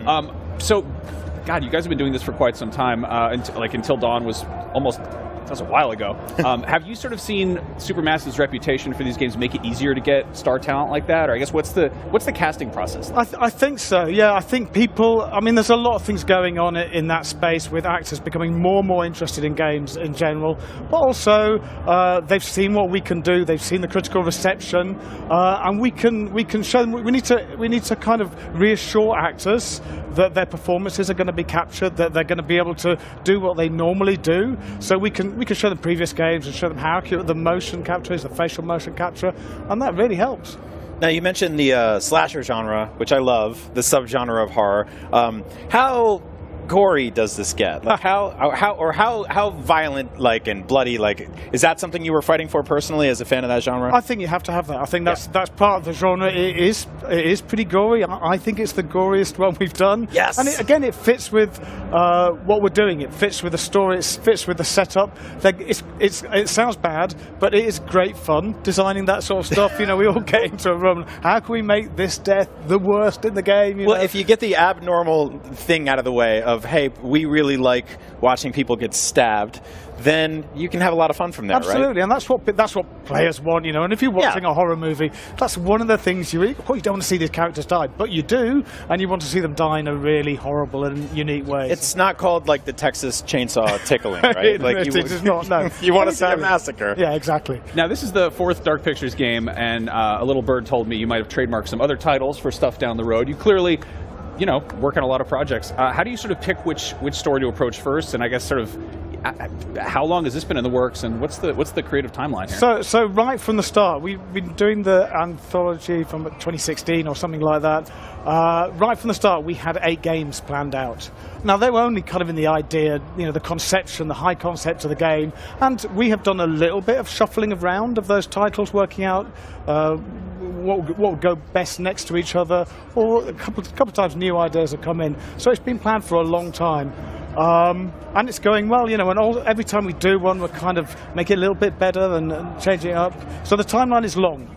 But then, for a long time, it's just a concept, and then suddenly a team gets on it, and it starts coming to life. It changes a lot. People have ideas, so that's part of the process too. God, that's so awesome. What's the last really good horror you saw? There was a film which is a couple of years old called The Perfection, which is it's a horrible film, actually. I mean, it's really genuine horror with real proper kind of body horror and gore. But it's about a classical violinist or cellist, I think, she's got manipulated. Anyway, it's very good. I recommend it. That one went places. Did not know where that was going. With the bus. Yeah, with the bus. Yeah. The scene with the bus. Yeah, we won't spoil anything. Yeah, we won't spoil anything. I feel like that one might be a little weird, especially post-COVID. Anyway, thank you so much for coming by. That was the Dark Pictures anthology, The Devil in Me. That's out in November on the PlayStations, the Xboxes, and the PCs. Right now, we're going to check in with our teams on the show floor.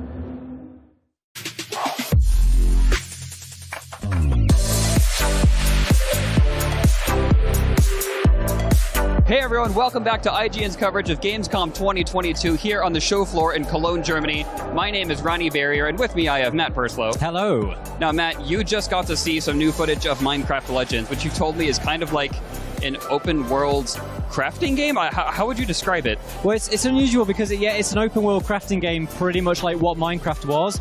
It's literally built in the Minecraft engine, so it's got all of that going on. But it's actually a real-time strategy game, which makes you kind of think, well, what is it? Is it like Command & Conquer? Is it like Age of Empires, I guess, consider it's Xbox? But no, because it's got no mission. So the whole idea is that you get dropped at the start of the campaign into a procedurally generated open world like you would do in Minecraft.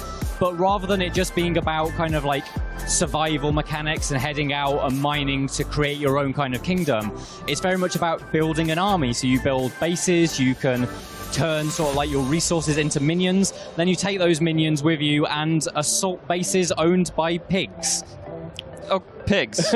Yeah, I was totally with you until the last word, pigs. Can you tell me about the pigs? So there is a pigling invasion, okay, and that's the storyline. So there's a very light touch, it seems, to the story. It's very much self-directed. It's you choose where in the world you want to go. You choose which kind of like fortresses you want to assault and stuff like that. But yes, there is a pigling invasion on the Minecraft world, and it's your job as this kind of like guy on a horse that starts with nothing but build up an army to fend off this pigling invasion. Okay, so you've talked about some of the old Minecraft mechanics being in there. How have they turned those classic Minecraft mechanics into an open world strategy game? So whereas kind of Minecraft is, as they describe it, a block by block game in which I guess a bit like Lego, you place blocks down right and you build kind of like your ideal house or your ideal fortress stuff. In this, it's much more like a game like Command & Conquer, I guess, in that you have pre-built structures that you can place in the world, but you have to have the resources, as you would in Minecraft, to build those. So if you want to build, I guess, like a cobblestone kind of tower, you need the right amount of cobblestone to do it. So you go out and graft it like you would in Minecraft.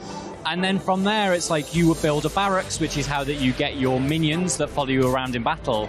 And each of those minions requires classic kind of Minecraft resources. And each one of those resources turns into a minion ally. Okay. And they follow you around. And then you can kind of go, hey, guys, we're going to go and attack this fortress over here. We need loads of like melee units. So you build loads of them. They come with you.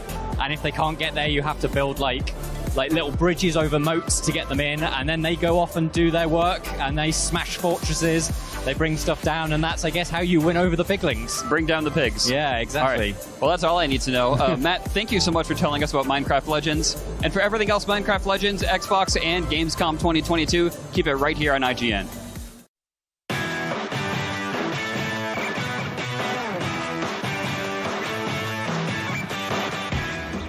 You're watching IGN Live at Gamescom. Up next, we have an exclusive gameplay reveal for a massive open-world off-road racing game called Dakar Desert Rally. That name works on two levels. In addition to being based on the real-world race held in the Dakar Desert, you can also make Dakar drive really fast all over the place. Vroom, vroom! Let's see those cars.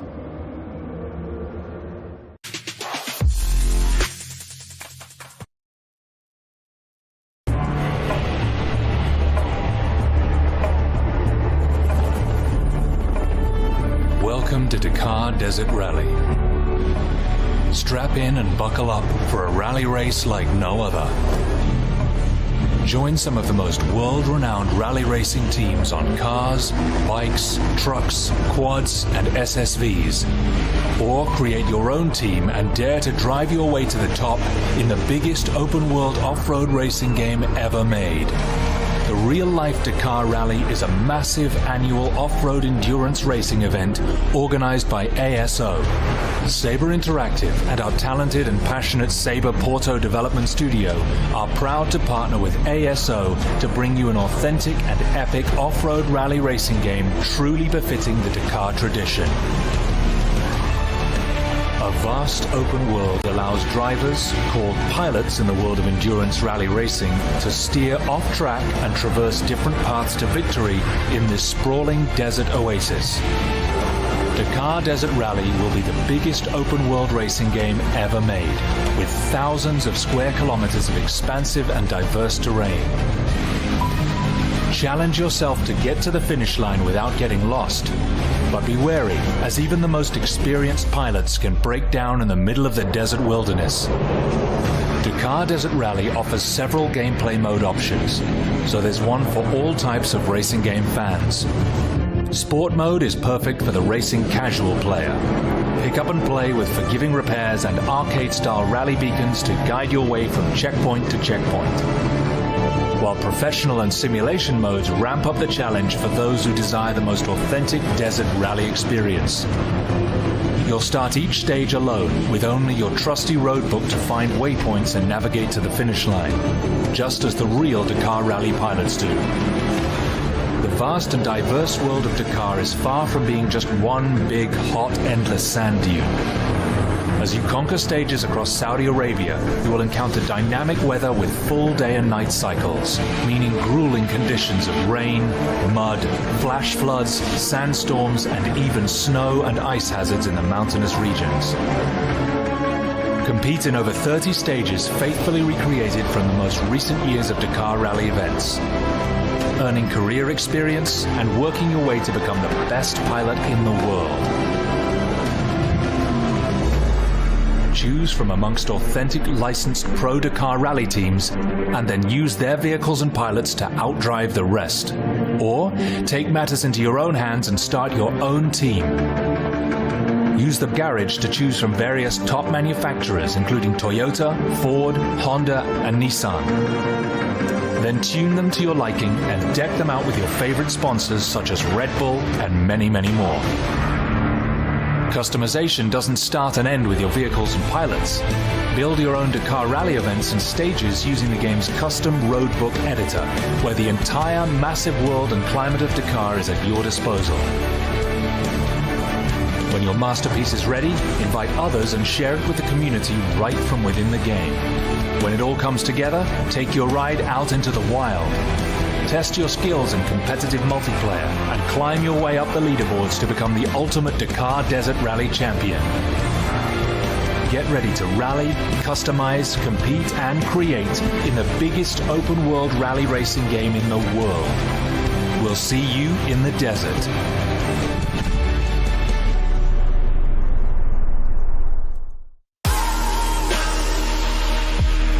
Gamescom 2022 is presented by Samsung SSD, essential for gaming.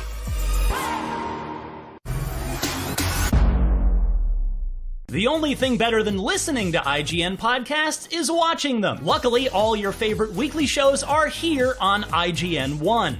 Whether you're chasing the latest Xbox releases with Unlocked, looking for your PlayStation fix with Beyond, tracking everything coming to Switch with Nintendo Voice Chat, or catching up on this week's gaming news with GameScoop, we've got you covered. Check it out. Tune in every weekday at 5 p.m. for the best gaming coverage right here on IGN One. If you're not following IGN on social media, what are you waiting for? We're constantly updating our feeds to bring you the latest news, gameplay, custom original content, memes, the best user-generated videos and art, and a whole lot more. Be part of the conversation throughout the year. Follow IGN on Instagram, Twitter, Facebook, TikTok, and Snapchat.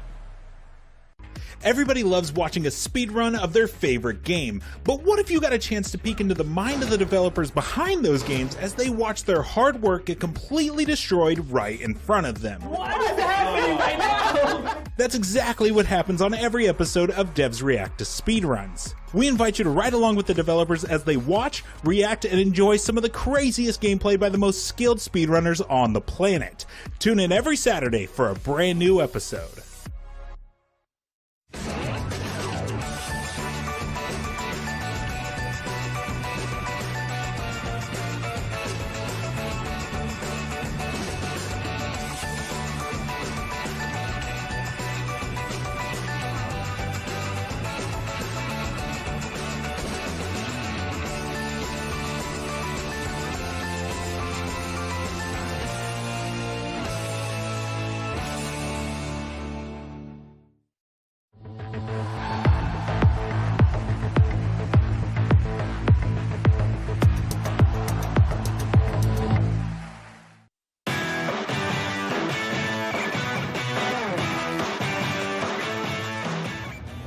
Gamescom attracts gamers and game developers from all over the world, even all the way in the land down under. Joining us now to discuss some of the game development scene in Australia, please welcome the CEO of the IGEA, Ron Curry, and the Director of Industry and Member Relations for the IGEA, Jens Schroeder. Welcome. Thanks for having us. Yeah, thanks for coming by. Now, Cult of the Lamb was recently released. It's already one of the best reviewed games of the year. Damien's playing it like crazy. Yeah. I've got it on my Steam Deck. I can't wait to play it on my flight home.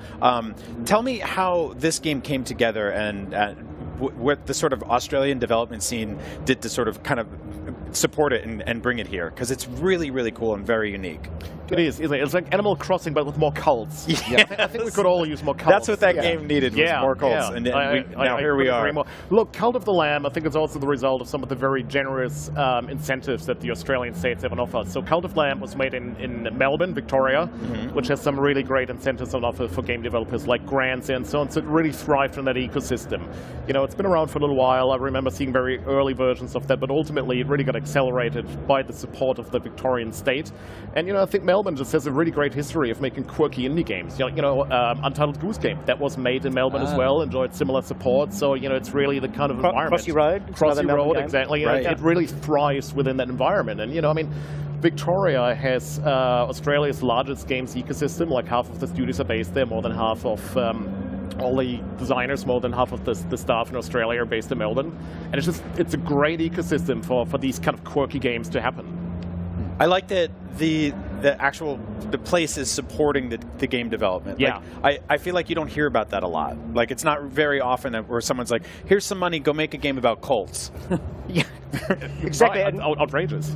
Yeah, look, it's the Victorian government, and we're lucky we see it right across Australia now, but the Victorian government has been historically very supportive of game development, and not just big names. They're happy to support quirky games, startups, and they do it through a whole number of different incentives and levers. It's not just, here's some money, right? But it's, here's some money, here's some support, here's some guidance, here's some introductions, here's some money to go to Gamescom. You know, there's a whole bunch of stuff that, not just Victoria, but Victoria are very good at it.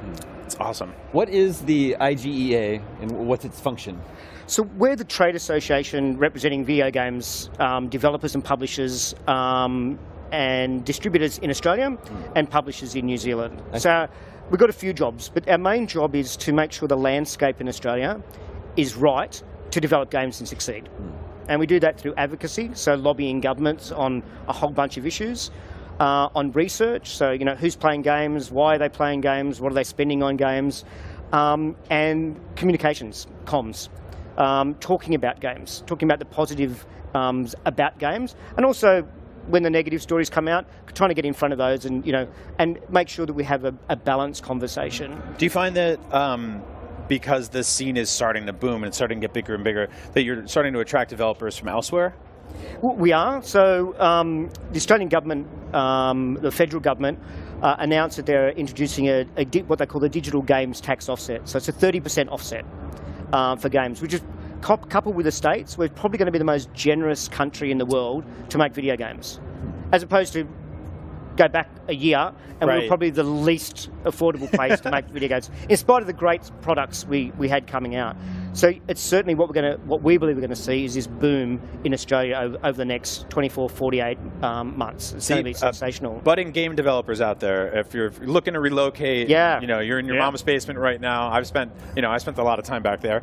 You just this is where you go. Get on the airplane and go check it out. You spent a lot of time in their mom's basement? I did. We don't have to talk about that here, but yes, it's true. And it's just not the incentives. It's a great place to live. Yeah, and that's when we're talking to people about setting up a studio in Australia. The offsets are great, but it's also about quality of life. It's lifestyle. I know we're a long flight away, but it's just a good place to do business. We're in Asia. Half the world's gamers live on our doorstep. Right. In case you're wondering where that accent is coming from, I'm originally from Germany. I moved to Australia. My wife is Australian, so I can absolutely testify to that. Like, it is a great place to be. They got you over there. Oh yeah, well, it's my wife. Now, Topple Pop, another recent game from Australia. What can you tell us about that Topple Pop, Sydney made by 4 friends who've known each other 10 years. They collectively have a really great track record of making games. One of them was involved in Rodeo Stampede. They did extremely well in China. They had an animator that worked on Mad Max Fury Road. And it's like this physics-based puzzle game with bendy animals on rubber bands. So, it's very much a homage to 90s Japanese puzzle games. And it's very accessible, but it's also very deep. So, it's going to be released on Switch and PC next year.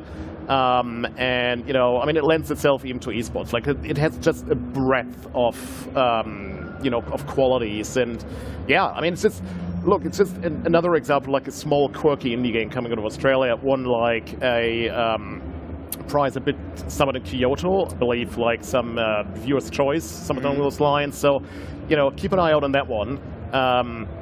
Just like it's a perfect example of a small Australian-made indie game. Now, are these blocks in pain? they seem like they. Oh yeah, very much so. Yeah. I was going to say I hope they're not, but there's no way around it. I see a smile every now and then, but a lot of them are like, get me out of here. Yeah, no, they're sadists. And they're on this beautiful tropical island too. But yeah, I really like the sort of the art direction here, and also just the difference in the themes on the levels. Yeah. Like we went from there was a game show where blocks were watching the other blocks get tortured, and now here we're in a city. We went to the beach. I liked Kenneth the Furious the chimpanzee that we briefly were introduced to for a second there. Yeah, there's just some great characters here. Yeah.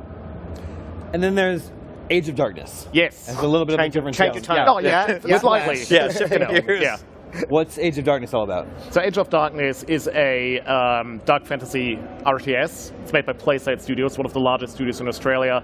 And, it's really a great embodiment of the AAA capabilities in Australia. It's been in early access since October last year. It uses proprietary technology. You get up to 70,000 enemies on the screen if you really wanted to, which is sort of, highlighting the sort of desperate mood that they want to convey. Yeah. And, if you see the trailer, there's one coming out on Friday, brand new. Keep an eye out on that. It'll really demonstrate that well. PlaySide has worked in a lot of mobile spaces, console, but this is really them venturing into AAA territory, and I think they've done a fantastic job. Yeah, it's been nominated for a Gamescom award as well, rightfully so. Really, really great game. Very centered on the heroes. I think the trailer that's coming out tomorrow is going to highlight one of the heroes' capabilities and how they bring light into the world of darkness. Ooh, this guy's awesome. Yeah, big fan of Edwin, the wielder of the flame. Yeah, this is great. You said there were 70,000? So their proprietary technology would allow up to 70,000 enemies on screen. They really Yen's going to count. We're going to make sure. So right. We'll hold them accountable to that. So this follow up. Yeah, this looks extremely cool. And this is coming to which platforms? I'm sorry, it's out on early access. So early access on PC. Yeah. Can you envision it coming to other platforms as well, to console? So I think it's PC for now, and so the next step is going to add a campaign and multiplayer. So no firm timelines for that yet. It's ready when it's done. They really want a high polished product. So it's currently the survival mode. But that's going to be next. He's got some swagger to his walk there. He's kind of like, oh yeah, well, look at that. Yeah, look at that. That's a bit of Australian swagger. Yeah. Okay, so here comes the tons and tons of enemies. Here comes immediately when we first started talking, they were all kind of hanging out in the field in front of a house, and now things obviously got immediately very intense and bloody too, which is always fun. Oh yeah. So what's happening here with the sort of like is this the kind of level select screen, or like how does the kind of overworld fit? Yeah, I mean just sort of moving from world to world and bring lightness. That's not a word. Light. The lightness. It's the light. It's my second language. So Hey, you know what? This is the world of video games. You're allowed to make up words and worlds and characters and enemies. Yeah. That could be your new buzzword, bringing lightness. Yeah, I hope I don't become a meme. Well, Jens, Ron, thank you so much for joining us to chat about Australian games and the Australian game development community. No worries. Thanks for having us. Thanks for coming by. All right, we have plenty more games to check out right here on IGN Live at Gamescom 2022.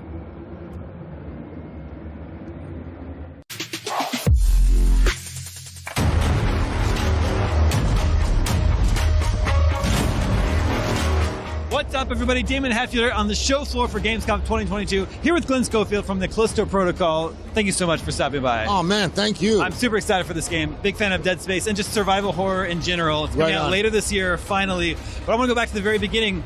How did the idea for this game even come about? After Dead Space, you went on and founded Sledgehammer, and you were in the world of Call of Duty for several years. Right. What made you want to return to sci-fi survival horror? It's just a passion of mine, sci-fi and horror, and it's been like 14 years since Dead Space, so I was like, I got to get back to it. What was like the original idea for the Callisto Protocol? Well, it was called Meteor Down. Oh my God. And it was pretty close to what we have right now. It was a prison on a planet. I didn't know it was going to be on Callisto. That was after a little research. Interesting. Setting is really important in survival horror games. Yep. The mansion in Resident Evil, the police station in Resident Evil 2. So how did you land on a prison colony out in space? And I asked that acknowledging that both space and prison is probably scary to a lot of people. It's exactly what I said, was like, what's scarier than a prison? Who wants to go there, right? And then put it on a lonely moon or something, and you can't escape. It seems pretty isolated, which is a big thing in survival horror. Sure, of course. Now here at Gamescom, you're talking about mutations. Yes. In this game, you got lots of scary monsters attacking you. Of course, you can shoot their limbs off, but it's not just as simple as doing that and putting them down, right? You have to worry about this virus inside of them mutating them. Yes, you do. And they will come back to life even stronger and faster and just meaner. So, you got to be careful and make sure they're dead. Is it a dynamic thing? Like you don't know exactly what's going to happen each time as the game sort of... Yeah, I mean, you don't know which ones are going to do that. So if you get a guy on the ground, you should stomp him. Okay. You should kill him. That's a pro tip right there. Yes, it is. Let's talk about the weapons just for a moment. I know you have a lot of weapons, both ranged and melee weapons. Right. And there are like 3D printers that sort of act as workbenches where you can upgrade them. Does each weapon have like its own sort of upgrade tree? Oh yeah, it does. Yeah. And so you can kind of customize your weapon the way you want to play. But you're not going to be able to get the whole tree in one game. So, if you want to play again. That's where like the replayability comes into it as well too. And you're balancing the weapons, the armory pretty evenly between melee and range. Is that right? Yes, and then you add on top of that, we got this grip weapon, which is like a grab gun. Yet it can pick up the monsters, and we got stealth. So there's a bunch of ways that you can take these guys out, but it's still not that easy. We're only a few months out from release now. Where is the game at this point? We're in bug mode. We're fixing bugs, and we're making little tweaks, and we're balancing the game right now. Very cool. I'm super excited. I don't know about you, but I'm excited for the Callisto Protocol. Well, I'm very excited. Oh, you're excited. Everyone's excited for the Callisto Protocol. So later this year. Glenn, thank you so much for coming by the IGN booth. Man, thank you guys. Stay tuned for more from Gamescom here on IGN.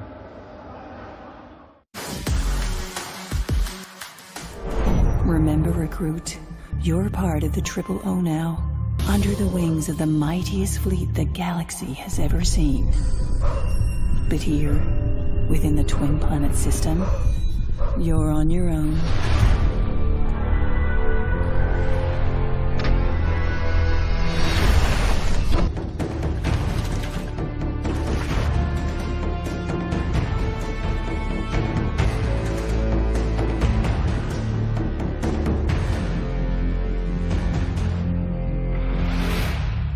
Let's hope those terraformers don't wake up before I finish the job, so I can pick you all up. Assuming you find Agent Sienna, and she's still alive.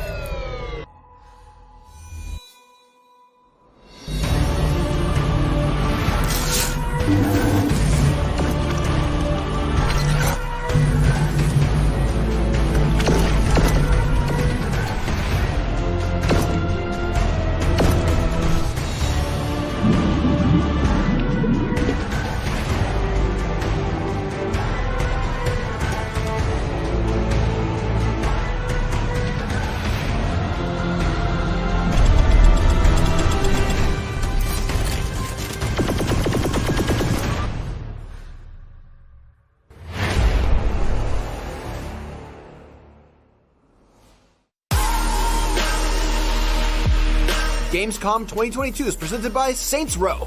Be your own boss and take control of Santo Alesso.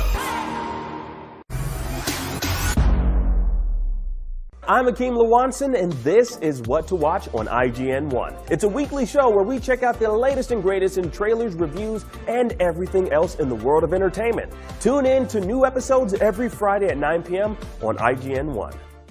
IGN is your go-to for the latest and best in games, movies, and television. And with over 50 million IGN subscribers, you're in good company.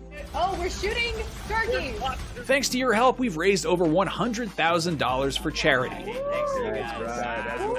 Brought you and creators the world over together for events like Gamescom and DC Fandom. Brenton Thwaites here, I play Dick Grayson. And made your voices heard. You voted almost 30 million times in our best video game of all time and Super Movie Madness tournaments, and posted over 40 million times on IGN's message boards. The chat must flow.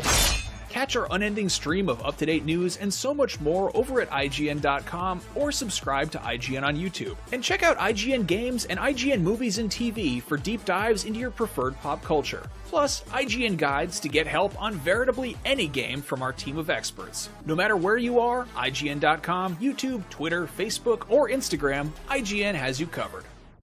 Hey, you! Yes, you! Do you have fun?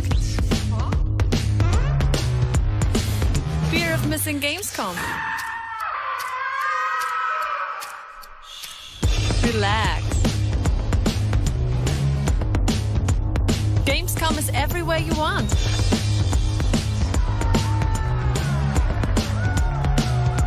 Gamescom now. Register now.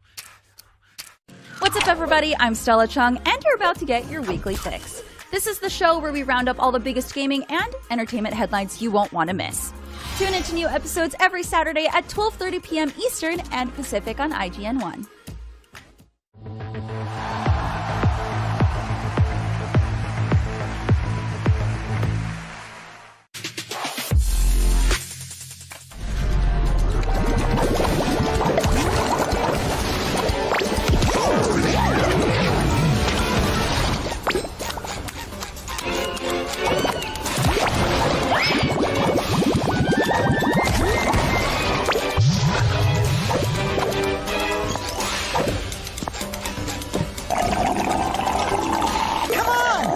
Bring all this sap back to that guy who looks kind of familiar.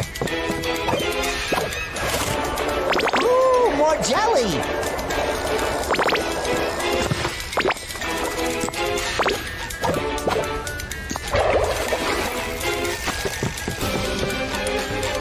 You got a knack for reaching them cacti. Just drop the juice in this here barrel for safekeeping.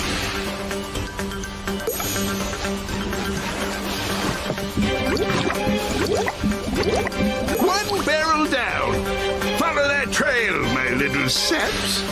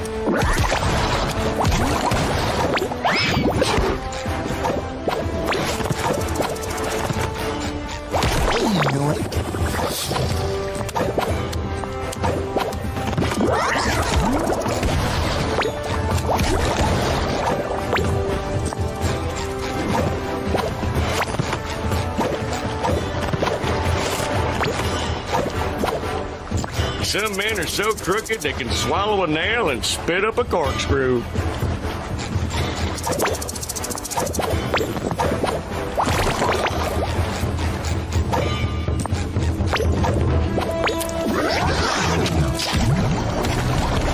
Ooh, more jelly!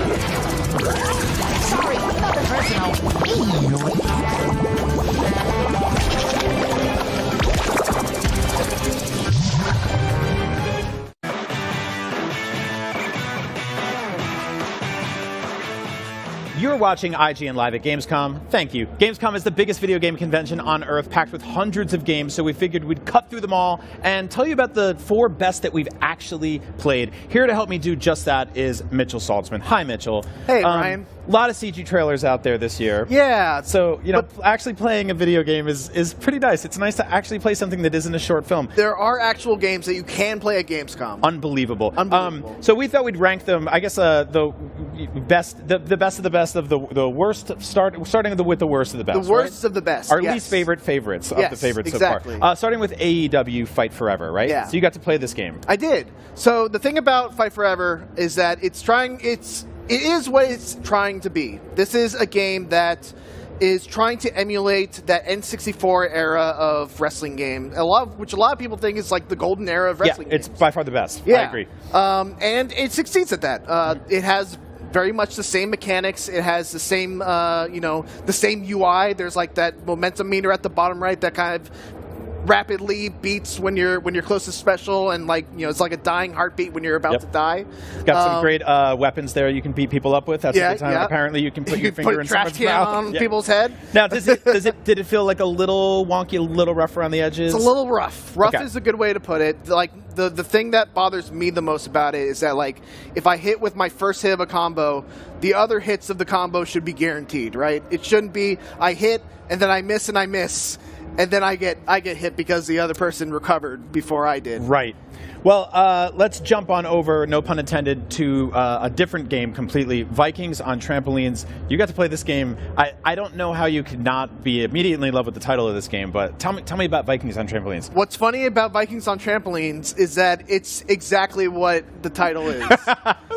It is a game where you play as Vikings and you bounce on trampolines, and that's kind of the extent of it. And it's multiplayer based, It's multiplayer. So it's a really cool story behind this game. It's been in development for about 20 years, actually. It was a prototype by the developer at D-Pad Studios, who made a game because he wanted to play a game with his sister and didn't want her to just quit out when she started losing. Right. And so this is a game that can be played entirely with just the control stick. You play it with one hand. There's no button inputs. Oh, interesting. All you literally do is you bounce on the trampoline, you hold up to do a little flutter jump and get a little momentum to get you in the air. You hold down to go down faster, and then you move left and right. And I really can't wait to play more of this game. And if you think it looks really beautiful, it's from the developers of Owlboy, who are they just make really, really pretty games. Let's move on to Wanted Dead, because I feel like I don't know anything about this game, but you got to play it. Yeah, so this was a game I was coming into this, and I kid you not, I was kind of dreading the appointment because, look, this is a game from the developers, some of the developers of Ninja Gaiden. Ninja Gaiden is one of my favorite games of all time, and, it kind of hurts because, you have games like Devil's Third, you have games like Ninja Gaiden, what's that zombie Ninja Gaiden game? Right. In any case, there's baggage that comes from the developers of Ninja Gaiden. But I was actually pleasantly surprised. It's got really fast-paced action. It's difficult. There's this really cool move. I think you'll see it right here. Yes. Where you can shoot everyone, and then you can dash to everyone that you stunned with a quick execution. Dude, I'm completely into this game. Look at all that blood. This is awesome. Look at all the blood. And the blood splashes on you, and it persists. The execution animations, there's a ridiculous number of execution animations, to the point where I felt like, even though I played the game for 30 minutes, I never saw a repeated execution. It feels a little No More Heroes-ish, but with a much kind of bigger layer of polish here. Yeah. I'm very excited for this one, and I didn't know anything about it 90 seconds ago, so thank you.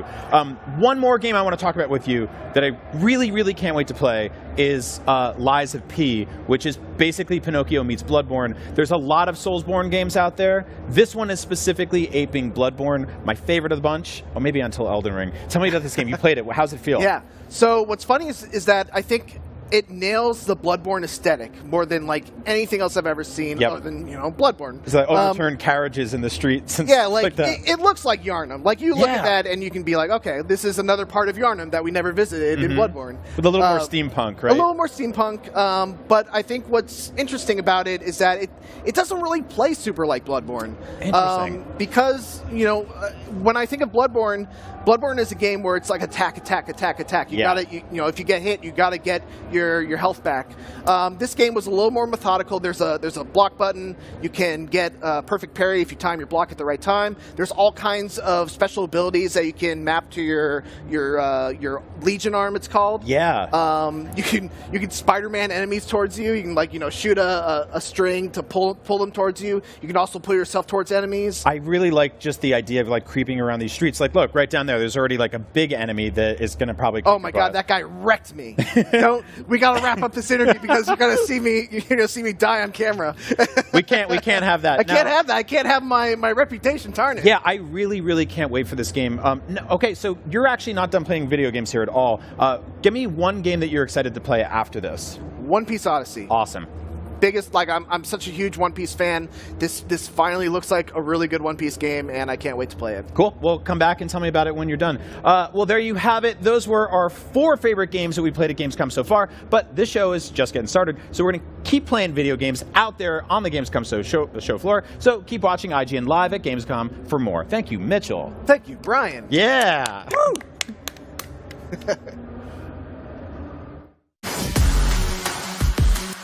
Okay, so Gamescom, there are obvious things that you should do, right? Like, there's stuff all over the banners that say, hey, come check this out. But Gamescom is huge, and there's so much to see. So we're going to point out some of the 5 things that I think you should go and look at. And our first thing is going to be in Hall 9 right there. Sega! So in every hall, there's some form of these French fry stands, and they are amazing. I mean, the line kind of speaks for itself, but yeah, if you want a quick snack, definitely get one of these. Again, they're in pretty much every hall, so if it's too busy, definitely go to the next one. All right, so I heard there are 2 cool things in Hall 10 to go to, so we're gonna go there and check them out right now.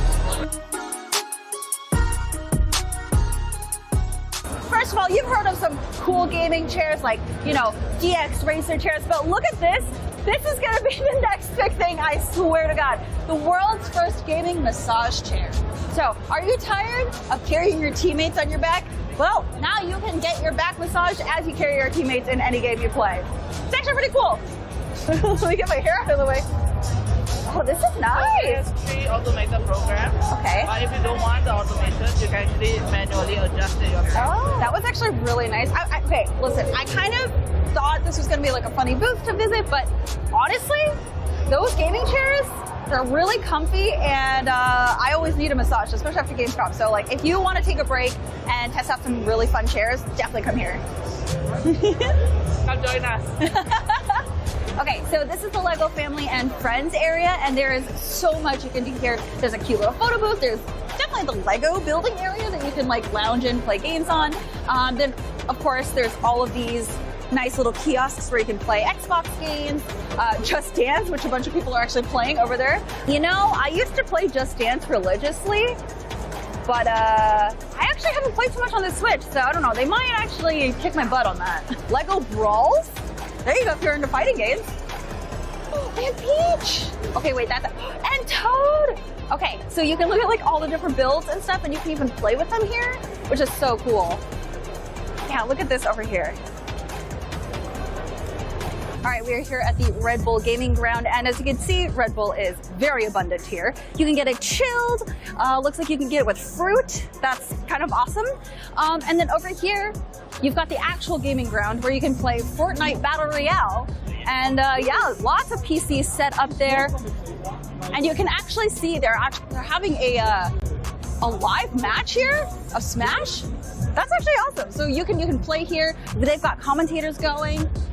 Oh, there's more screens over there. So this is a whole outside area that you can just lounge in, get a Red Bull, maybe participate in some competitive games. Yeah, you got it all. All right, last but not least, we have this parkour tour where it's an obstacle course and it wraps around the whole station. And if you think you've got what it takes, you can definitely sign up. You have to sign a waiver though, which is why I'm not running it because my producer said it's too dangerous or something. Apparently. But yeah, if you want to test your strength, there it is. All right, I have to go back to the IGN booth, but definitely check out those 5 things while you're here. I think it's super fun. And oh yeah, with Gamescom, we're going to be here all week, so make sure to stay tuned to IGN to follow all your updated news. Get out of here.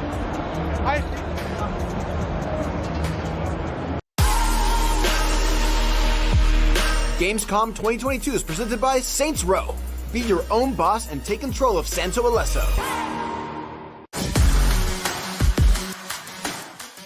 Tune into IGN 1 for the latest news on your favorite releases, gameplay exclusives, and all the entertainment you can handle. And maybe even some you can't. Cinefix on IGN 1, your friendly Friday night home for film fanaticism.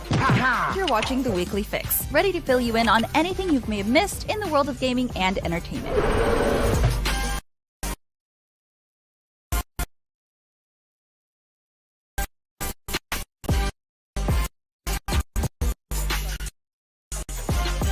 Find it all in one place on IGN 1. They turned into a network. Who knew? IGN is one library, govern, create lists, access guides for what you're playing, and rate and rank the games you love to share with the world. Available free with your IGN account. It's for players, no matter where you play. You're a busy gamer with plenty to play. Not a lot of downtime, but you still want to keep up with the latest gaming news? Fret not. No matter where you like to play, PC, PlayStation, Nintendo, Xbox, I've got the headlines you need to know about. When Half-Life 3 is announced, it'll be on the Daily Fix. When the Switch Pro is announced, you'll be the first to know. And when that big game you just can't wait for is delayed, yeah, I'll have that news too. The Daily Fix, with me, Nars. Weekdays, only on IGN. If you're not following IGN on social media, what are you waiting for? We're constantly updating our feeds to bring you the latest news, gameplay, custom original content, memes, the best user-generated videos and art, and a whole lot more. Be part of the conversation throughout the year. Follow IGN on Instagram, Twitter, Facebook, TikTok, and Snapchat.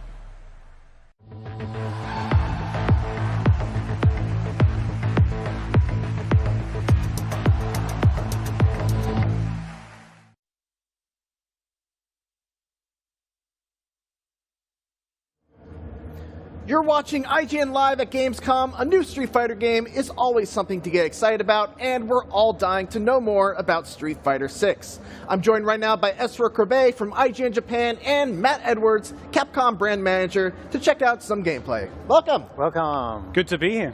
It's good to have you. So, you guys announced 2 new characters at EVO, and we really haven't gotten all that much info about them. So, We've kind of like revealed a little bit about she's a Bishinryu ninjutsu user, so she's kind of some kind of like connection to Guy and Zeku, who you may remember from like previous games were like Bishinryu users.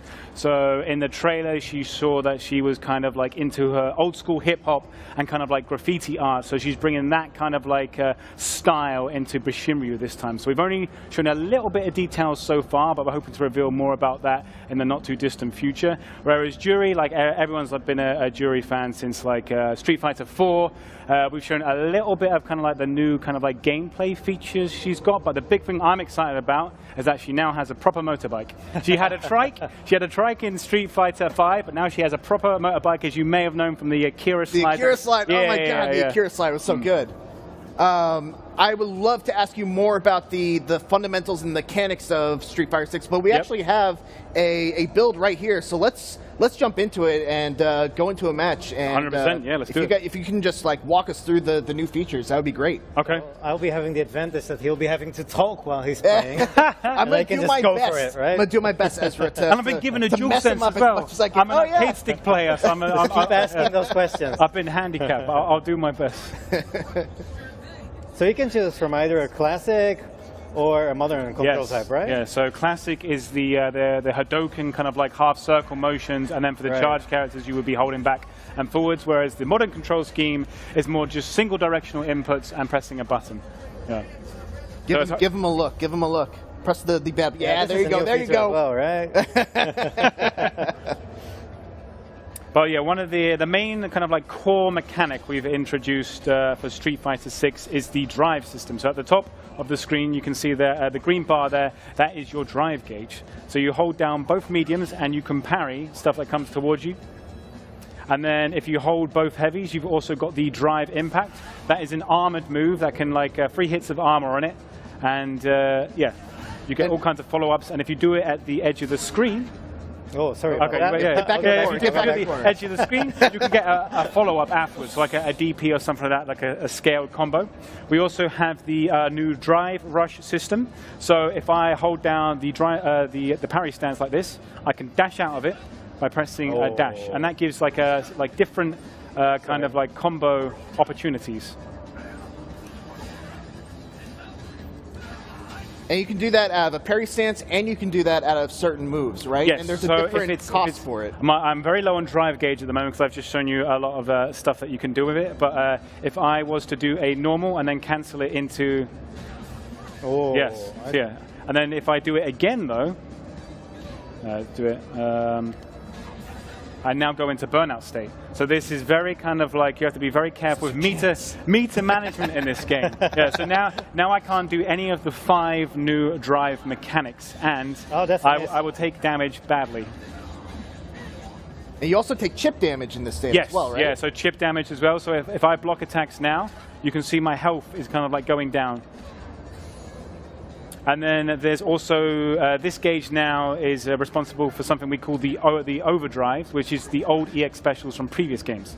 So if you do your fireball with 2 punches rather than 1, you will do the EX version, which is now called an overdrive.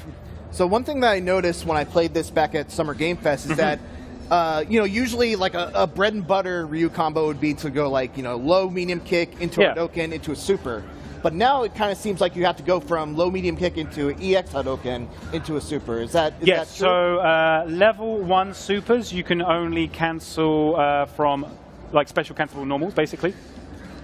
And level 2s you can cancel from certain EXs as well. And then level 3s you can cancel from a lot of different things. So that includes regular specials as well. So there are limitations depending on how much bar you want to spend. Interesting. And then, did we go over V reversals also? Or, sorry, not V reversals. They are called drive reversals. Right. I can remember how to do it. I think it's forward and 2 kicks. I've got to remember how to do it. So you've got to attack me. Yep. I've got to remember what to do. Okay, no.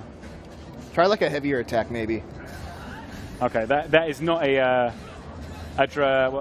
drive reversal, but I'll check the command list quickly. What is it?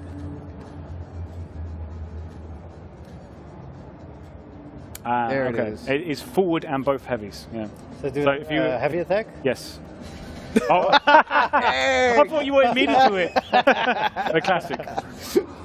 We can do it for the final round. So I will block and I will show you the drive reversal. Coming. Oh, that goes over the lows. Yeah, there we go. All right. Okay. And that doesn't do a super huge amount of damage, but it's used kind of as a get off me kind of button. Nice. All right. I think we've gone over the mechanics. Matt, if you want to just beat me up, take him out. What do you like about Jamie? Because you told us off camera that Jamie was kind of your main It's his drink. So he's got this new system where he can drink, and he'll get more moves each time you drink. And that goes to what, four levels? So yeah, right now you're at 3. The final one, if I can do it without getting hit. Oh, now he is in a... Dangerous. Oh, dear. Oh, it's getting dicey. Oh, nice. Oh. Very tense. There it is. Esther got so close. close. The range. That was very close. Very close. Down to the wire. I played a good, pro wrestling kind of match. Yeah, you did. Yeah. Yeah. Well orchestrated. All right. You give it a go. I'm gonna give it a shot. You went to Evo, right? Didn't you? Yeah. So I didn't go for Street Fighter 5. Street Fighter 5, but I did go for Guilty Gear Strive. I went 3 and 2 in pools, which that's too impressive. Yeah. May not be You won more than you lost. Yeah, I did win more than I lost. That's true. But yeah, it was. If anyone out there is thinking about, I'm not good enough to go to something like Evo, just do it. You'll have so much fun. It's an experience such a blast. for sure. It's an unbelievable experience, and you get to see kind of where you're at in fighting games. It's awesome. It's a celebration of fighting game culture across the board, 100%. All right, Ezra, you're going to have to carry the conversation here because I'm in try hard. We're gonna get a hot match here right now, right? So Jamie, it's like it reminds me of Virtua Fighter. You know, you have this character called Shun, but it's kind of like interesting how Street Fighter 6 mixes these traditional martial arts with like modern pop culture. I think Kimberly is also a good example of that. So you have these young people, and they have these people they respect, like Guy for Kimberly. It's kind of like, you know, Aew is getting older himself too. So story-wise, there's interesting stuff going on here as well. And while we're talking here, Jamie is in trouble. Doing well. For those that don't know, I am Ryu right now, and Matt is playing as Jamie. I was feeling confident. Oh no! You shouldn't talk. You shouldn't talk. You shouldn't should be not do the right wake up shorty right there. Oh, nice. Good tech, though. Throw escape. Yeah. So this is again quite the pro-res match. Oh, nice one. And he's drinking, and now you have 3, so just one more. Oh no! Oh, nice finish. That's the dry thing. Good. Armor on the I was move. feeling really good at the beginning. All right. Let's Do see you play if on pad normally, or? Yeah, I play on pad normally. Yeah. And you? No, I'm an arcade stick guy. So you even have a disadvantage. I'm and you part still of a win? dying breed. I'm trying to learn hitbox at the moment, but I'm very much part of a dying breed. Nice. Oh, It's nice. really interesting because even for like more casual players, you know, this derived system is like a more simple version of, you know, like rock paper I am scissors, going to right? counter that. I swear to God. Come on, Mitchell. So what is your Evo experience? He's not letting me drink. Oh, he's drinking. He's drinking. It's a chance for the opponent to think when he's drinking, obviously, right? Yes. Ah. No. That's it. That's a nice No, combination. it's not it yet. Gotta give you that. Not protecting the dome. I was trying to do a critical art for the people. I respect the attempt. Well, it was great games. Thank you so much for joining us. Street Fighter 6 is slated for release sometime next year on Xbox, PlayStation, and PC. I can't wait. Looking forward to it. Peggy 16.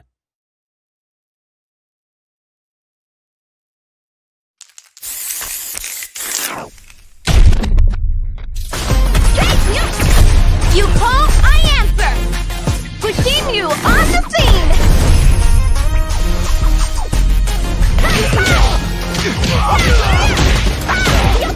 Man, come on, I'm ready to go. Calculated.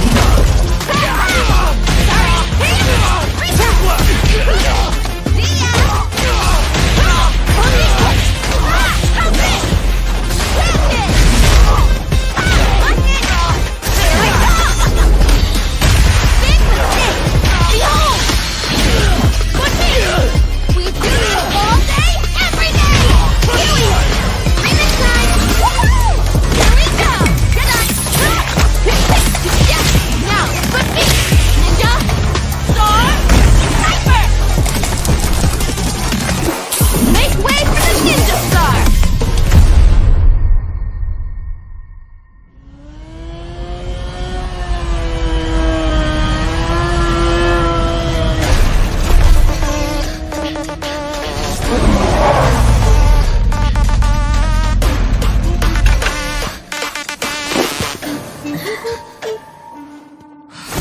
Time to play.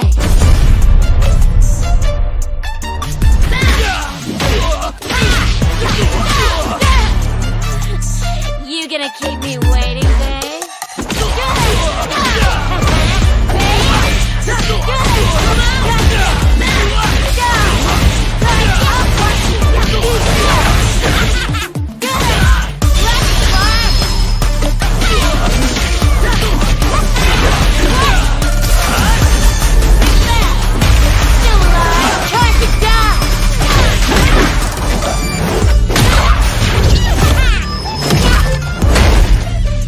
Such a lovely face. Stop, kid. You're killing me here. And only one of us is allowed to do the killing.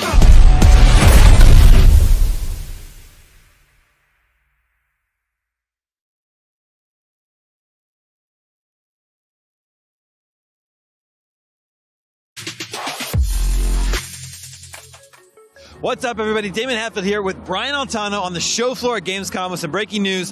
PlayStation has announced, PlayStation, which is not here, by the way, and now we know why. PlayStation has announced it is increasing the price of the PlayStation 5 in certain markets. The price is going up, which is pretty unprecedented.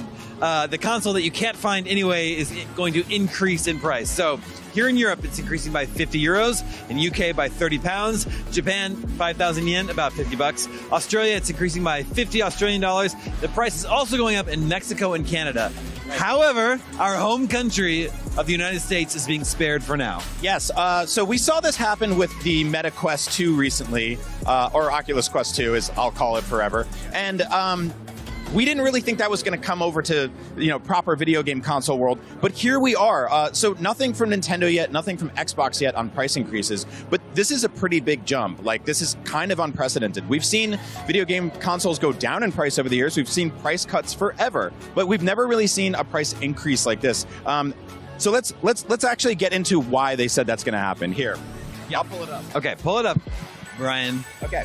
The global economic environment is a challenge that many of you around the world are no doubt experiencing. We're seeing high global inflation rates as well as adverse currency trends impacting consumers and creating pressure on many industries. Based on these challenging economic conditions, SIE has made the difficult decision to increase the recommended retail price of PS5. While this price increase is a necessity given the current global economic environment and its impact on SIE's business, yada, yada, yada, our top priority continues to be improving the PS5 supply situation so that as many players as possible can experience this wonderful new price increase. I added that part at the end, but that's where we are on this. So PS5, like Damon said, incredibly hard to find already, getting a little bit easier. Now it just got more expensive. So this actually puts Xbox in a really interesting situation because now the Series X is priced a lot more competitively, and the Series S feels like the best value in next gen even more than it ever did. Right. So because of inflation, Sony is passing on their extra costs onto you, the consumer, in the select markets. And Sony has just made Xbox Series X the cheaper next-gen console alternative. Yeah. Meanwhile, the Switch is just still crushing it. But I want to say thanks, Sony, passing those savings on to us, because you and me, we both run billion-dollar companies, so we can afford it, right? No, this sucks. This sucks for consumers. It sucks that Sony was kind of forced a hand on this. Like, obviously, the world is in a weird place right now. Everything is more expensive. Everything is harder to get. So this is just the reality of it. But I wish they had kind of just shielded us from all that, Yeah. One would think a large company like Sony would be able to take on the extra burden, but I don't know. These are unprecedented times. This news is just breaking right now. We'll continue to follow the story here at IGN. Stay tuned for more from Gamescom. Yeah. Oh, and I don't know, maybe throw a game code or two in there in the box and throw in some free God of War Ragnarok. See how we feel,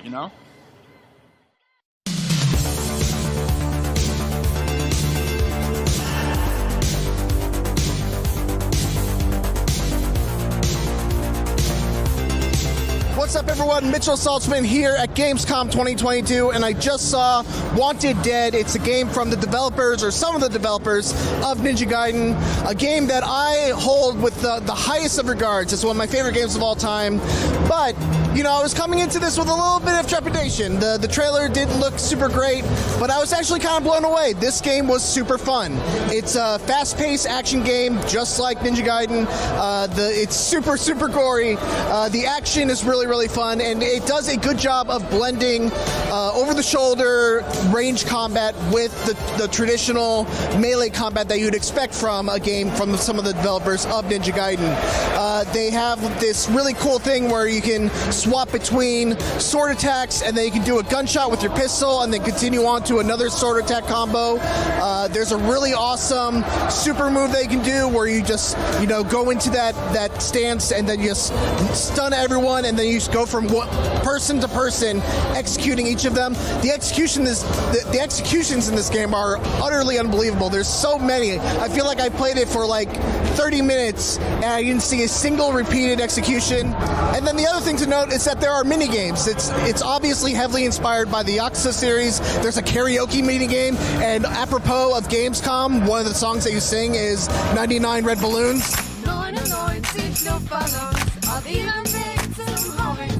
Another thing that you might expect from some of the developers of Ninja Gaiden, it's hard. I got kind of wrecked in the first level, and I think one of the signs of a great demo is that I kept wanting to come back and try to to better myself and try to get through the level in a way that didn't make me feel bad about myself. This is ultimately a game that I think demos pretty well in this kind of environment. The real tests will be whether it holds up through a whole, 8 to 10 hour experience, and I'm happy to see if Wanted Dead can actually live up to that. So that's Wanted Dead. For more Gamescom 2022, keep it here at IGN.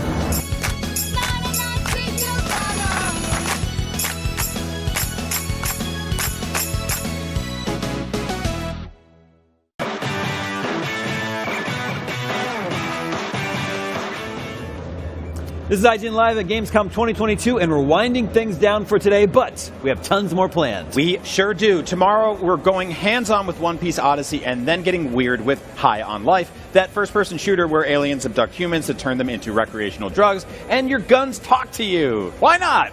You can expect to see some equally bizarre games on the Gamescom Awesome Indies show, which is happening later on tomorrow. And we have 2 more days of the show after that, with the Gamescom Award Show on Saturday and then the cosplay contest on Sunday. That is right. But now it's time for us to retire to our bedchambers, draw the curtains, pull up the covers, and embark on adventures in dreamland. But not without a nice cup of warm milk, the way we like it. You boys do get awfully tuckered out at these shows. Anyway, thanks for watching. We'll see you tomorrow. Good night. Milk.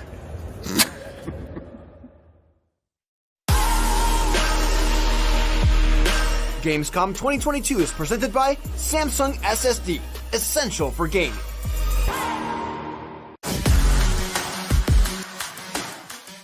Hey, you. Yes, you. Do you have FOMC? Fear of missing Gamescom? Relax. Gamescom is everywhere you want.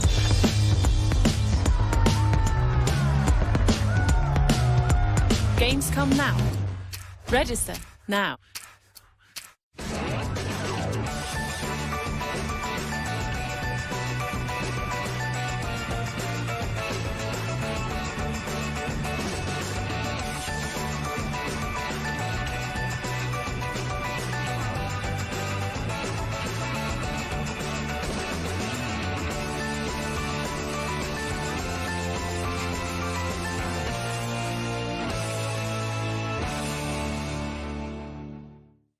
In a world with non-stop news about Marvel, Netflix, and Star Wars, you need a show with accurate reporting, hard-hitting commentary, and me.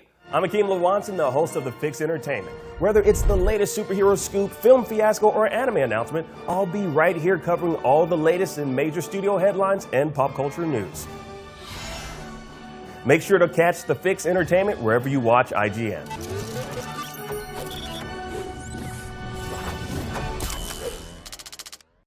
Tune in to IGN 1 for the latest news on your favorite releases, gameplay exclusives, and all the entertainment you can handle. And maybe even some you can't. Cinefix on IGN 1, your friendly Friday night home for film fanaticism. You're watching The Weekly Fix, ready to fill you in on anything you may have missed in the world of gaming and entertainment.